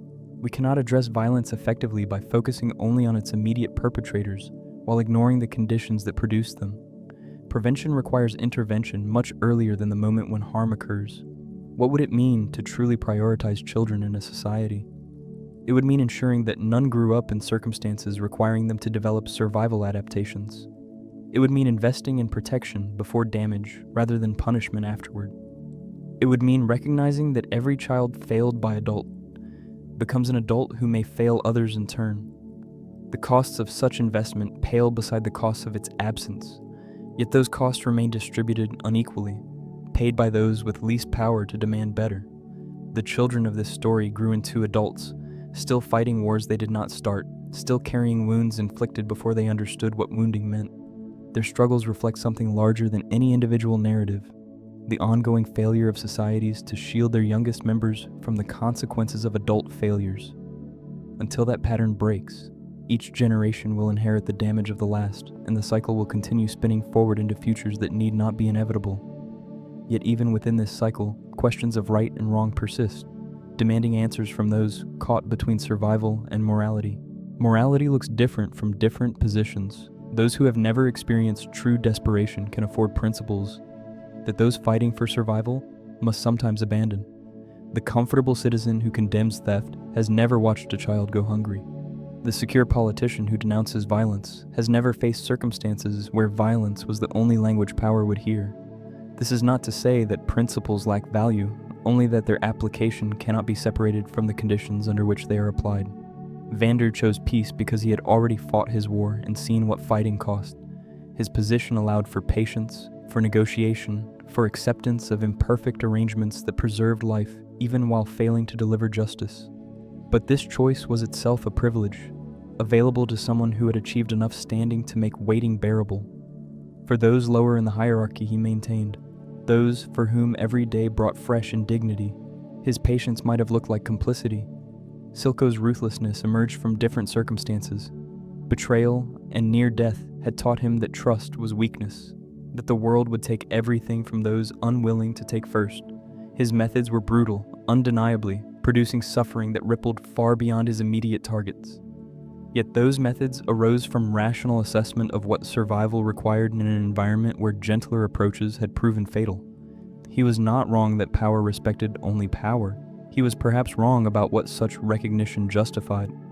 The moral frameworks available to people in Piltover differed fundamentally from those available in the undercity, because their material conditions differed fundamentally. When your basic needs are met, when tomorrow's existence is not in question, you can consider long-term consequences and abstract principles. When you do not know whether you will eat tonight, when every interaction carries potential threat, the horizon of moral consideration necessarily contracts. This is not a failure of character, but an adaptation to circumstance. Justice itself becomes a contested concept across such divides. The enforcers believed they were maintaining order, protecting citizens, upholding laws that made civilization possible. The undercity experienced those same enforcers as agents of oppression, weapons wielded by the comfortable against the desperate. Both perspectives contained truth. Neither captured the whole of what was happening. The gap between them measured the distance between the worlds they inhabited. What we owe each other depends partly on what we have to give and what giving would cost. The wealthy person who donates surplus acts differently than the poor person who shares scarcity. Both gestures may reflect generosity, but they operate in different registers and carry different weights. Similarly, the moral expectations we place on those in desperate circumstances must account for what desperation does to the range of available choices. None of this excuses harm or eliminates responsibility. It simply complicates judgment, requiring attention to context that blanket condemnation ignores. The politics of survival do not suspend ethics, but do transform them, creating situations where every option carries cost, and the best available choice may still be deeply problematic. Those who have never faced such choices often judge most harshly. From positions of safety, the right path always seems clear. Only when that safety dissolves does the clarity reveal itself as an illusion, a luxury that circumstance can revoke at any moment. The characters navigating this divided world understood this truth in their bones, even when they could not articulate it. Their choices reflected not who they wished to be, but who their conditions allowed them to become. And sometimes, those conditions produce something that could only be called monstrous. No one emerges from the womb already monstrous. Every person who commits atrocity was once an infant incapable of harm, a child learning from whatever environment surrounded them, a young person shaped by forces they did not choose and could not resist. The monster we see in the present moment is always the product of a history, a sequence of experiences and responses that accumulated into the being now before us. To call someone a monster without examining how they became one is to miss the most important part of the story. Silco did not decide one morning to become a tyrant.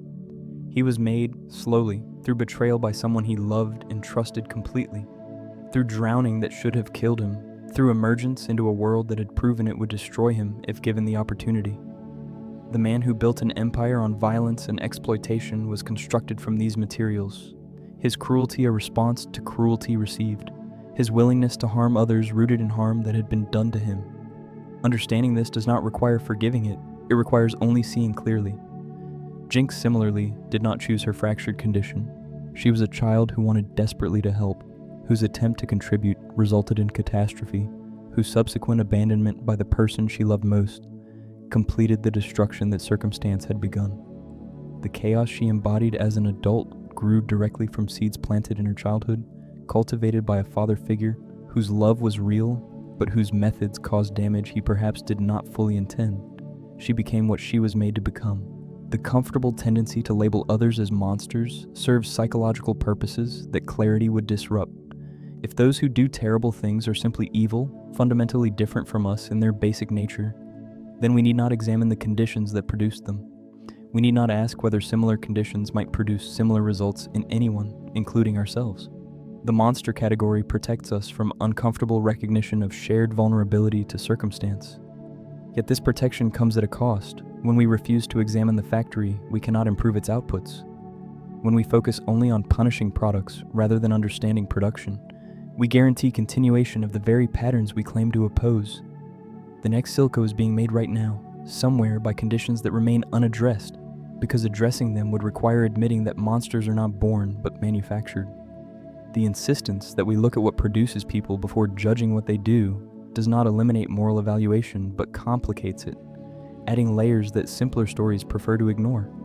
We can hold multiple truths simultaneously: that harm is real, that those who cause it bear responsibility, and that they became capable of causing it through processes we might have interrupted, had we cared enough to try. The most dangerous monsters are often those who believe themselves heroes. Silco genuinely thought he was liberating his people, that his methods served a righteous cause, that history would vindicate what the present condemned. This sincerity made him more dangerous rather than less, for it removed the internal friction that might have slowed his worst impulses. A villain who knows himself to be villainous retains some capacity for self-correction.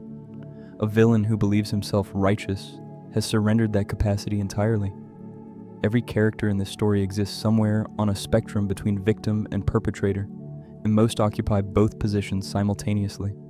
The clean categories we prefer dissolve under examination, leaving behind only the complicated truth that human beings are capable of tremendous harm and tremendous love, often in the same lifetime, sometimes in the same action. The making of monsters is also the making of people, and the line between the two proves far less distinct than comfort would prefer. Yet even among the monsters, something persists that refuses to be extinguished, a capacity for beauty that survives in the most unlikely places. Every revolution begins with grievance and hope, with conditions so intolerable that risking everything to change them seems preferable to continued endurance. The undercity had grievances enough to justify 1,000 uprisings, generations of accumulated injustice that peaceful means had failed to address. Silco's dream of independence was not wrong in its essence. His people deserved freedom from the exploitation that had defined their existence since before living memory. The rightness of the cause was never truly in question. What came into question was everything done in its name. Noble purposes become corrupted through the methods used to achieve them. Silco funded his revolution through trafficking substances that destroyed the very people he claimed to be liberating.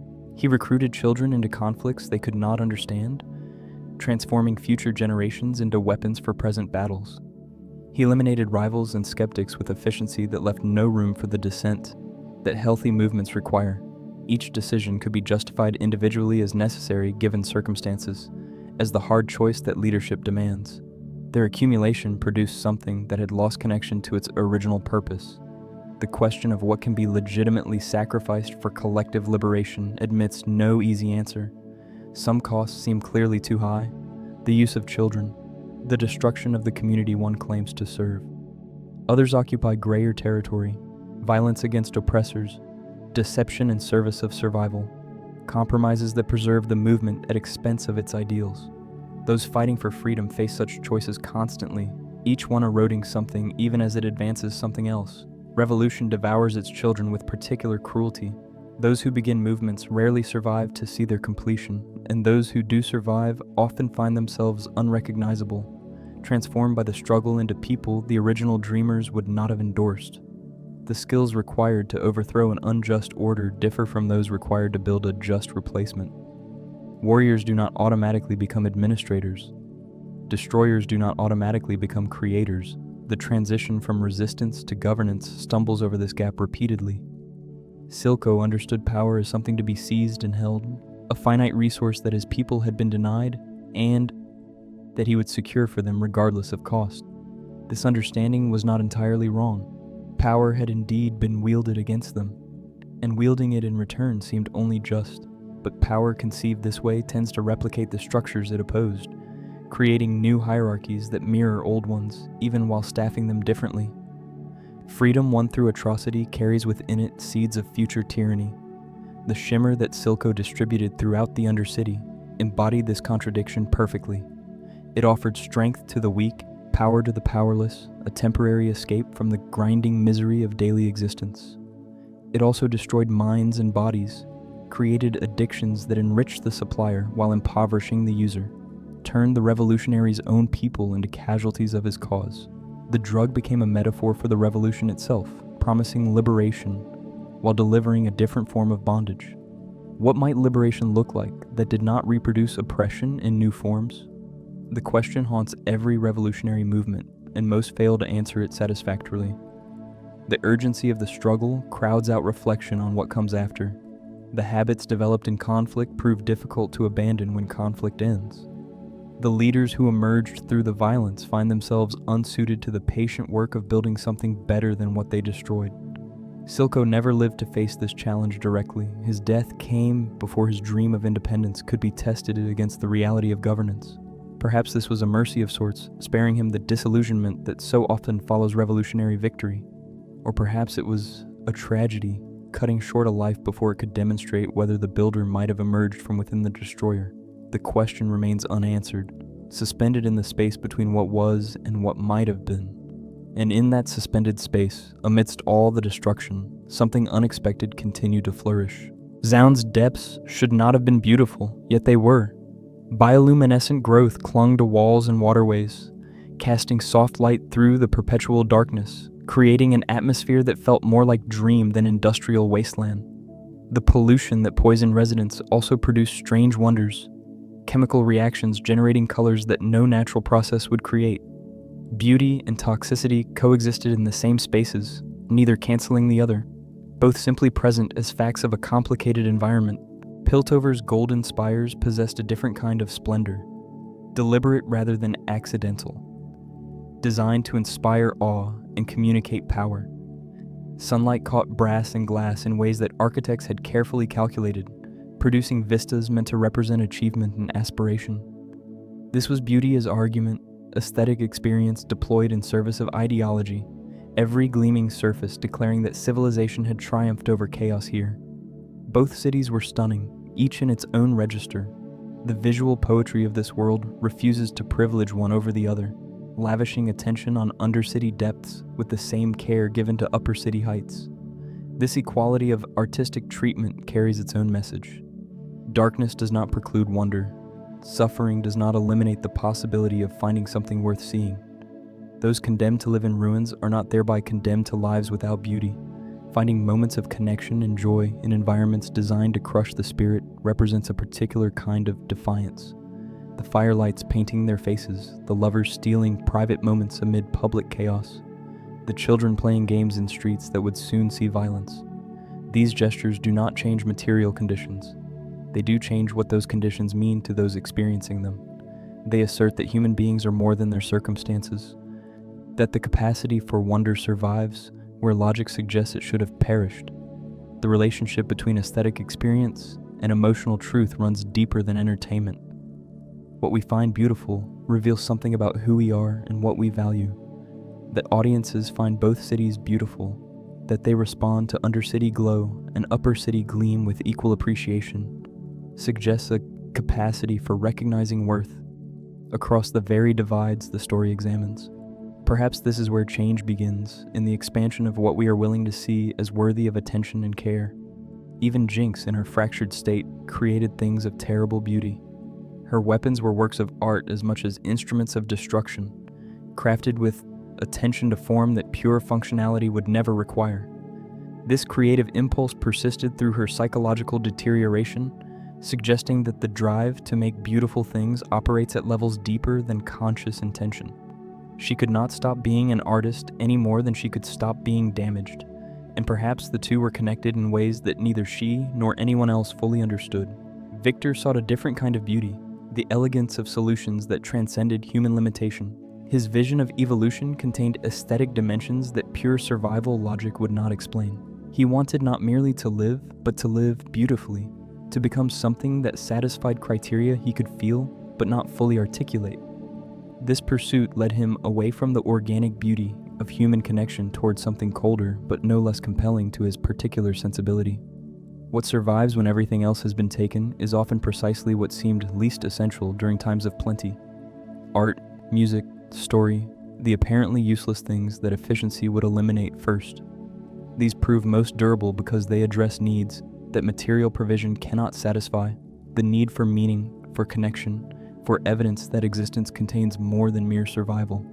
In the ruins of the undercity and the towers of Piltover alike, beauty persisted, reminding all who perceived it that even divided worlds share the capacity to create and appreciate wonder.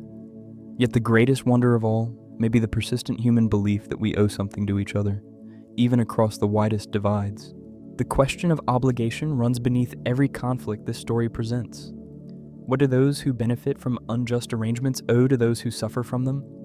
The comfortable citizens of Piltover did not personally create the conditions in the undercity. They inherited a world already divided, already structured to channel benefit upward and cost downward. Their individual choices did not establish the system, yet their collective choices maintained it, each daily decision to accept things as they were, contributing to the continuation of what previous generations had built. Personal responsibility and systemic forces exist in tension that admits no clean resolution. We are shaped by circumstances beyond our control, yet remain capable of choices within those circumstances. The undercity resident who turns to crime bears some responsibility for that choice, yet made it within conditions that severely constrained alternatives. The Piltover official who enforces unjust laws bears responsibility for enforcement, yet operates within a system that punishes deviation. Neither pure determinism nor pure freedom captures the complexity of how agency actually functions. Caitlyn's journey illustrates the difficulty of navigating this tension.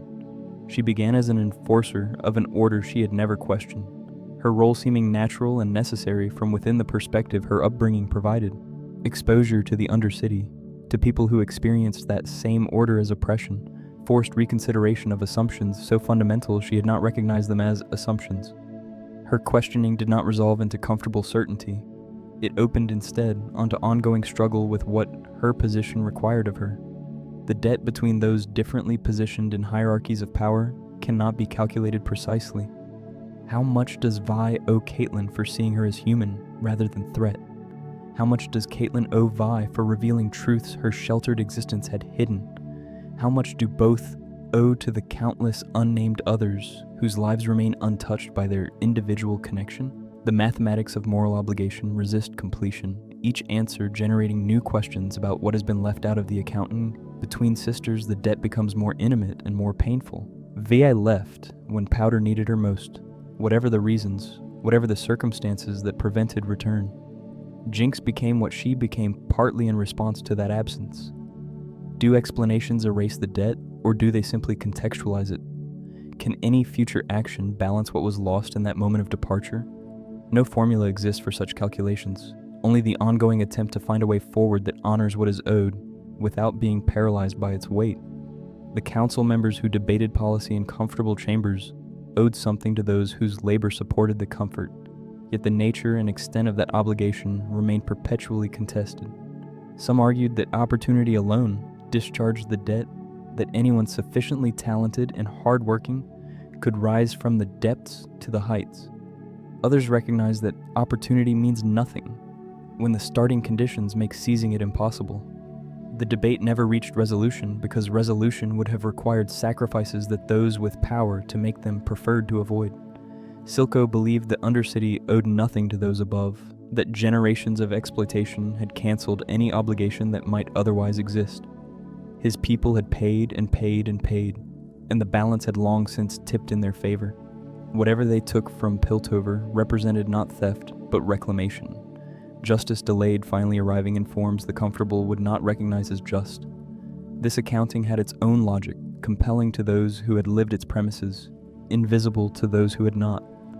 What we owe each other begins perhaps with simply seeing each other, recognizing across all divides that the person before us possesses the same complexity and depth that we know ourselves to contain. This recognition costs nothing materially, yet proves remarkably difficult to sustain. We prefer our categories, our shortcuts, our assumptions that spare us the effort of genuine encounter. The debt we owe may be primarily attentional, the willingness to look long enough and carefully enough to perceive what our habits of perception would otherwise obscure. And yet even perfect perception cannot prevent the fragility of the arrangements we build together. Vander's peace was always borrowed time. He had fought to establish it, negotiated to maintain it, compromised in ways that cost him pieces of himself to preserve it. The stability he created allowed children to grow up with slightly less fear, allowed commerce to function with slightly less disruption, allowed life to continue in forms that resembled normalcy even within deeply abnormal conditions. Yet beneath this constructed calm, the pressures that had produced previous conflicts continued building, temporarily contained, but never resolved. What seems permanent is always more fragile than it appears. Decades of careful construction can be undone by a single spark, years of accumulated trust destroyed in moments of crisis. The arrangements that hold societies together depend upon continued consent that can be withdrawn at any point, upon restraint that can be abandoned, upon assumptions that can be shattered. We do not see this fragility during stable times precisely because stability creates the illusion of its own permanence. The illusion serves necessary purposes. If we perceived constantly how thin the membrane separating order from chaos actually was, the anxiety might become unbearable, so we forget, treating current arrangements as solid rather than provisional, as inevitable rather than contingent. This forgetting allows us to function, to plan, to invest in futures we assume will resemble the present closely enough to make such investments sensible. The forgetting is also dangerous, preventing the maintenance that fragile structures require. Peace maintained through suppression is not true peace, but merely delayed violence. When grievances are silenced rather than addressed, when injustice is managed rather than corrected, when those suffering under current arrangements are expected simply to endure, the pressure does not dissipate. It accumulates, seeking outlets, finding them eventually regardless of how effectively they have been blocked. The longer suppression continues, the more violent the eventual release becomes. What could have been addressed through reform demands revolution. What could have been resolved through conversation requires conflict. The council believed in the solidity of their position until suddenly that solidity evaporated. They had treaties and laws and enforcers and walls, all the apparatus of security that should have guaranteed continuation of existing arrangements. None of it mattered when enough people decided simultaneously that those arrangements were no longer acceptable. Power depends ultimately upon recognition, upon the willingness of others to treat it as legitimate. When that willingness withdraws, power discovers it was always more performance than substance. Silco understood this truth better than those he opposed. He had watched the powerful fall before, had seen how quickly the seemingly invincible could become the obviously defeated. His own rise demonstrated the principle: a man left for dead, accumulating enough force to challenge an order that had dismissed him as irrelevant. He built his empire knowing that it too was fragile, that the same dynamics that had elevated him could eventually bring him down. This awareness made him ruthless in ways that those who believed in their own permanence could never match. The final piece that concludes this story is no more stable than the ones that preceded it. The rocket that Jinx launched shattered more than buildings. It shattered the possibility of return to previous arrangements, the comfortable fiction that the two cities could continue their asymmetric relationship indefinitely. Whatever comes next must be built on different foundations, though what those foundations might be remains unclear. The old order has been broken, the new order has not yet emerged. In the space between, everything remains possible, including outcomes far worse than what existed before. What appears stable is often simply a pause between disruptions, a temporary alignment of forces that will inevitably shift. Recognizing this fragility need not produce despair. It might instead produce urgency, motivation to address underlying tensions while peaceful address remains possible, before accumulated pressure makes peaceful resolution impossible. The cracks in every piece are visible to those willing to look. The question is whether we will attend to them before they widen into chasms that nothing can bridge. And as we contemplate what divides us, we might also ask whether identity itself is as fixed as we assume, or whether we are all capable of becoming something other than what our origins suggest. The circumstances of our birth mark us in ways we spend entire lives either accepting or resisting. Where we come from shapes the opportunities available to us, the obstacles we face, the assumptions others make before we have spoken a single word. Jayce rose from humble beginnings to reshape his world through invention, yet the journey left traces that success could not erase. Feelings of being an imposter haunted him in rooms where everyone else seemed to belong. Naturally, whispers of inadequacy that no achievement could permanently silence. Viktor carried his origin even more visibly, the damaged body that the undercity had given him serving as a constant reminder of where he came from and what that birthplace had cost. His brilliant mind had earned passage to Piltover's academies, but his flesh remained marked by deprivation that no later comfort could undo. This tension between what he had become intellectually and what he remained physically drove his desperate pursuit of transcendence, the dream of escaping the body that anchored him to a past he wished to leave behind. Caitlyn faced different questions about origin and identity. Her privileged birth had provided advantages she had never earned, opening doors that remained closed to those with equal capability but lesser circumstance. Could she become something other than what that privilege had made her? Could she use the position her birth had granted to challenge the very systems that had granted it? The attempt required constant negotiation between gratitude for what she had received and recognition of its unjust distribution. Vi had been shaped by violence and loss into someone who knew how to fight before she knew much else. Yet she was not only a fighter, not reducible to the skills survival had required her to develop. Beneath the hardened exterior persisted a capacity for tenderness, for loyalty, for love that her environment had tested but not extinguished. She could become more than what the undercity had made her, though becoming more required resources and relationships that her origin had made difficult to access. Jinx represented the most extreme case of identity transformed by circumstance. The girl called Powder had possessed qualities that might have flourished under different conditions, cleverness and creativity, and a desperate desire to contribute. The environment did not nurture these qualities but twisted them, converting potential for creation into capacity for destruction. Yet even in her most fractured state, traces of the original self persisted, surfacing in moments that suggested the transformation was never quite complete. Identity proves neither purely inherited nor purely constructed, but some combination that resists simple description. We do not choose the raw materials from which we are made. We do participate in deciding what to build from those materials, though the range of possible constructions is itself constrained by what we have been given. Origin is not destiny, yet origin shapes destiny in ways that willpower alone cannot overcome. Ekko demonstrated what becomes possible when someone refuses to accept the limitations their birthplace imposes. Born into the same desperate circumstances as so many others, he chose to build rather than simply survive. His inventions, his community, his vision of a different future, all emerged from conditions designed to prevent exactly such emergence. He did not escape his origin so much as transform it, converting the undercity from a prison into a foundation for something unprecedented. The Firelights themselves embodied this possibility of transcendence without erasure. They remained people of the undercity, marked by its struggles and shaped by its demands. Yet they had constructed an identity that went beyond mere reaction to oppression, creating culture and purpose that belonged to them rather than being imposed upon them. They proved that origin need not determine destination, that the place you start from does not dictate the place you end up. Perhaps the most we can achieve is expanded awareness of what has shaped us, recognition that allows some distance from conditioning without ever fully escaping it.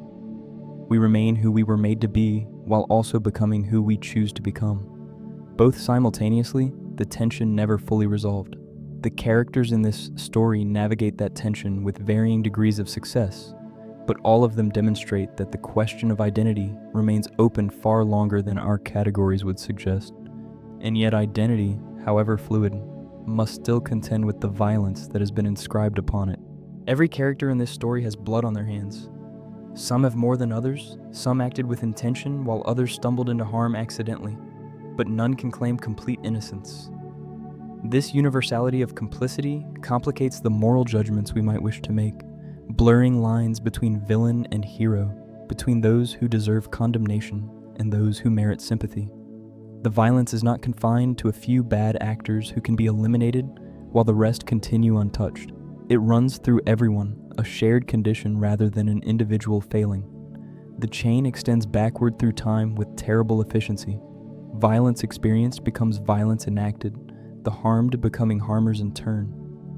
Vi learned to fight because fighting was required for survival, and those skills developed for defense became available for offense as well. The fists that protected her family could also shatter the bones of those who threatened differently.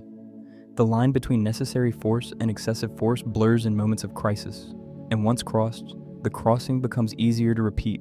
The body stores what the mind would prefer to forget. Trauma lodges in muscle and reflex, in the automatic responses that bypass conscious thought. A sudden movement triggers a defensive posture before any evaluation of actual threat. A raised voice activates fight or flight before words can be processed for meaning. These physical memories do not respond to rational argument or moral instruction. They simply persist, shaping behavior in ways their bearers may not recognize or endorse. Who in this world can truly claim innocence? The enforcers who maintain unjust order believe themselves protectors. The revolutionaries who shed blood believe themselves liberators. The scientists who create weapons believe themselves innovators. The politicians who authorize violence believe themselves pragmatists. Each position carries its own justification, its own framework within which the violence committed seems not only acceptable, but necessary. From outside those frameworks, the violence looks different, but we all occupy some framework, and they all enable something. Breaking cycles requires first recognizing the violence we carry unconsciously within us. The patterns we repeat without awareness, the reactions we mistake for choices, the harm we cause while believing ourselves harmless. This recognition is painful because it disrupts comfortable narratives about our own goodness. It is also necessary because change cannot happen without it. We cannot interrupt what we do not see, cannot choose differently until we understand what we have been choosing. Jinx embodied violence so thoroughly that separating her from it became nearly impossible. Her weapons were extensions of her body, her explosions expressions of her emotional state, her capacity for destruction woven into her identity at the deepest level. Yet even she contained moments of hesitation, flickers of the girl who had not wanted to hurt anyone, who had only wanted to help and be accepted. The violence she carried had been placed there by others before she was old enough to refuse it. Silco carried violence differently, contained and directed rather than explosive and chaotic. His was the violence of the chess player, calculated moves designed to achieve specific outcomes with minimal waste. This discipline made his violence more effective, but no less destructive. The bodies accumulated just as surely, the suffering spread just as widely. The moral weight pressed just as heavily upon any honest accounting. That his violence served a cause he believed righteous did not diminish its cost to those who paid it. The question becomes not whether we carry violence, but what we will do with the awareness that we do. Denial perpetuates the cycle. Acknowledgement opens at least the possibility of interruption, of choosing responses that our conditioning did not prepare, but our consciousness can construct. The characters who found their way toward something better were those who could face what they had done and what had been done to them, who could hold both truths without letting either crush them entirely. In that holding, in that refusal to look away, lay the only path toward becoming something other than what violence had made them. And at the end of all paths, one truth remains constant. Love persists even when it cannot save us.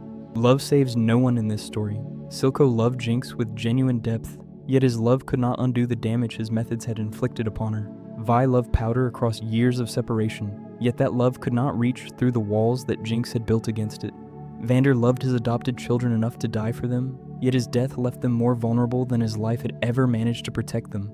Every act of love, however sincere, proved insufficient against the forces arrayed against those who offered and received it. Yet the absence of love destroys everyone.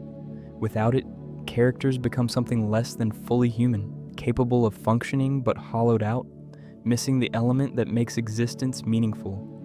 Those who close themselves against connection to avoid its risks discover that the safety purchased comes at a cost too high to bear.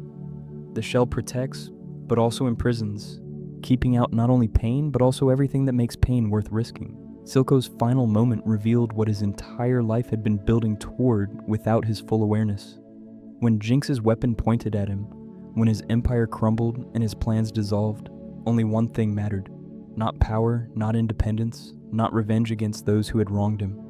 Only the girl he had raised, only the love he had not expected to feel, only the assurance that she was perfect despite everything, that he would not have given her up for anything he had spent his life pursuing. In that moment, the revolutionary and the tyrant fell away, leaving only a father facing the end. V's love for her sister persisted through everything that should have killed it. The years apart, the transformation into someone unrecognizable, the violence directed against her and those she cared for. None of it extinguished the flame that had been lit in childhood, the bond that circumstance had stretched but could not sever. She kept reaching even when reaching seemed futile, kept believing in a person that perhaps no longer existed, kept offering what she had to offer despite consistent rejection. The inadequacy of love is not an argument against it, but simply recognition of its limits. Love cannot solve structural problems, cannot heal wounds it did not cause, cannot substitute for justice or freedom or material security. Those who expect love to accomplish what it cannot will be disappointed repeatedly. But those who dismiss it because of these limitations make a different and perhaps greater error, abandoning the one thing that makes all other struggles worth undertaking. Where must we begin if not with love? Not as solution, but as foundation, not as ending, but as starting point. The work that follows will require more than love alone can provide, but without love to motivate and sustain it, that work will not happen at all, or will happen in forms that replicate the very harms it meant to address. Love is where we begin because there's nowhere else to begin from. Caitlyn and Vi found in each other something that neither had known they were missing. Their connection did not solve the problems between their cities, did not bridge the chasm that generations of injustice had carved, but it demonstrated that such bridges were possible, that individuals could reach across divides that institutions had declared permanent. Their love was a small thing against the scale of the conflicts surrounding them. It was also the only thing that made those conflicts worth resolving rather than simply surviving. The love between sisters proved both the most powerful force in the narrative and the most tragic.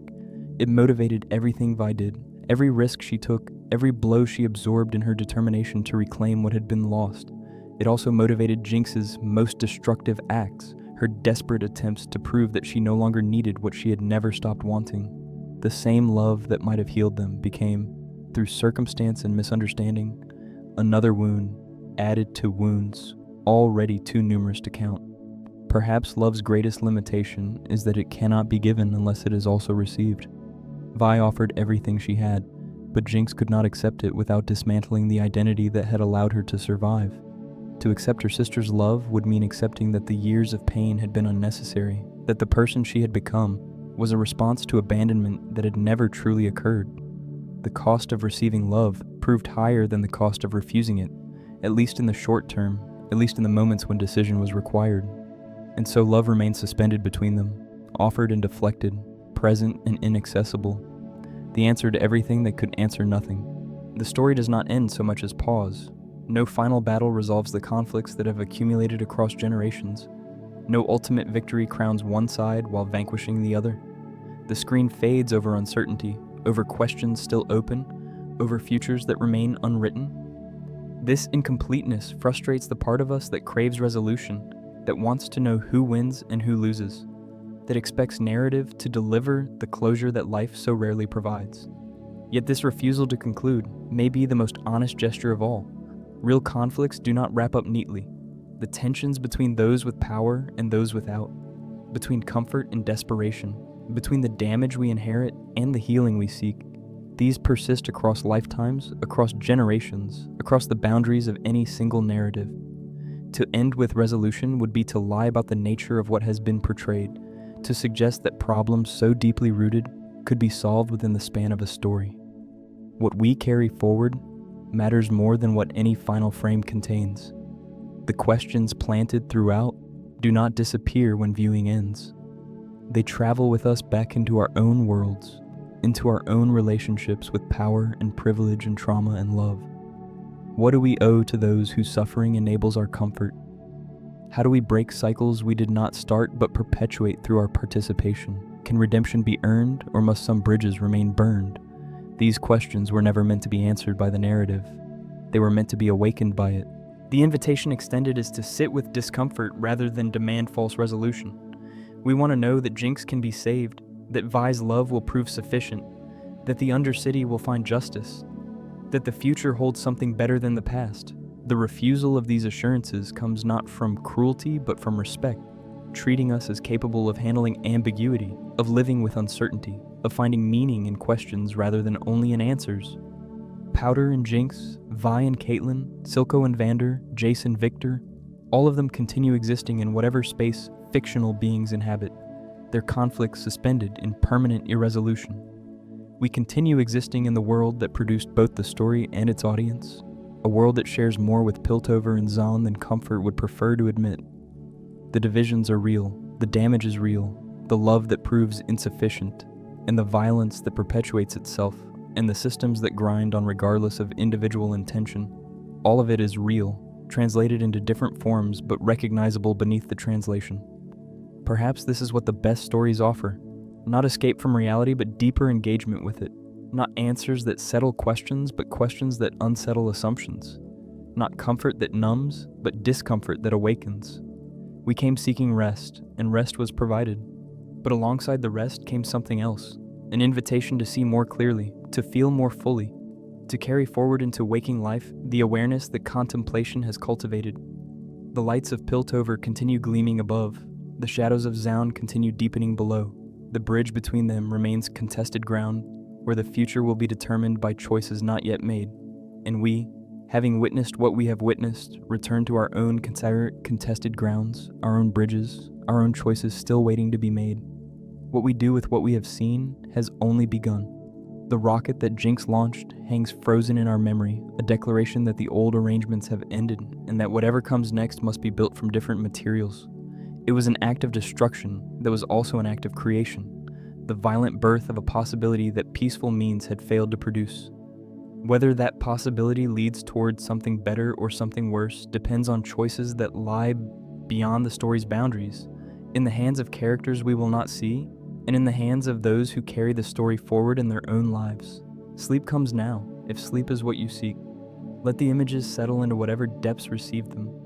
Let the questions find their resting places alongside the memories of faces and places and moments that will not fully fade. The twin cities wait in darkness for a dawn that may or may not bring reconciliation. The sisters wait in their separate solitudes for a reunion that may or may not prove possible. And we wait in our own lives for the understanding that stories like this one slowly, patiently provide. The silence that follows is not empty. It is full of everything that has been offered and everything that remains to be discovered. In that fullness, rest. In that rest, perhaps, find the strength to return to a waking world where the struggles portrayed here continue in forms we are now better equipped to recognize. The story has done its work. What remains is ours to carry forward into tomorrow and whatever tomorrow brings.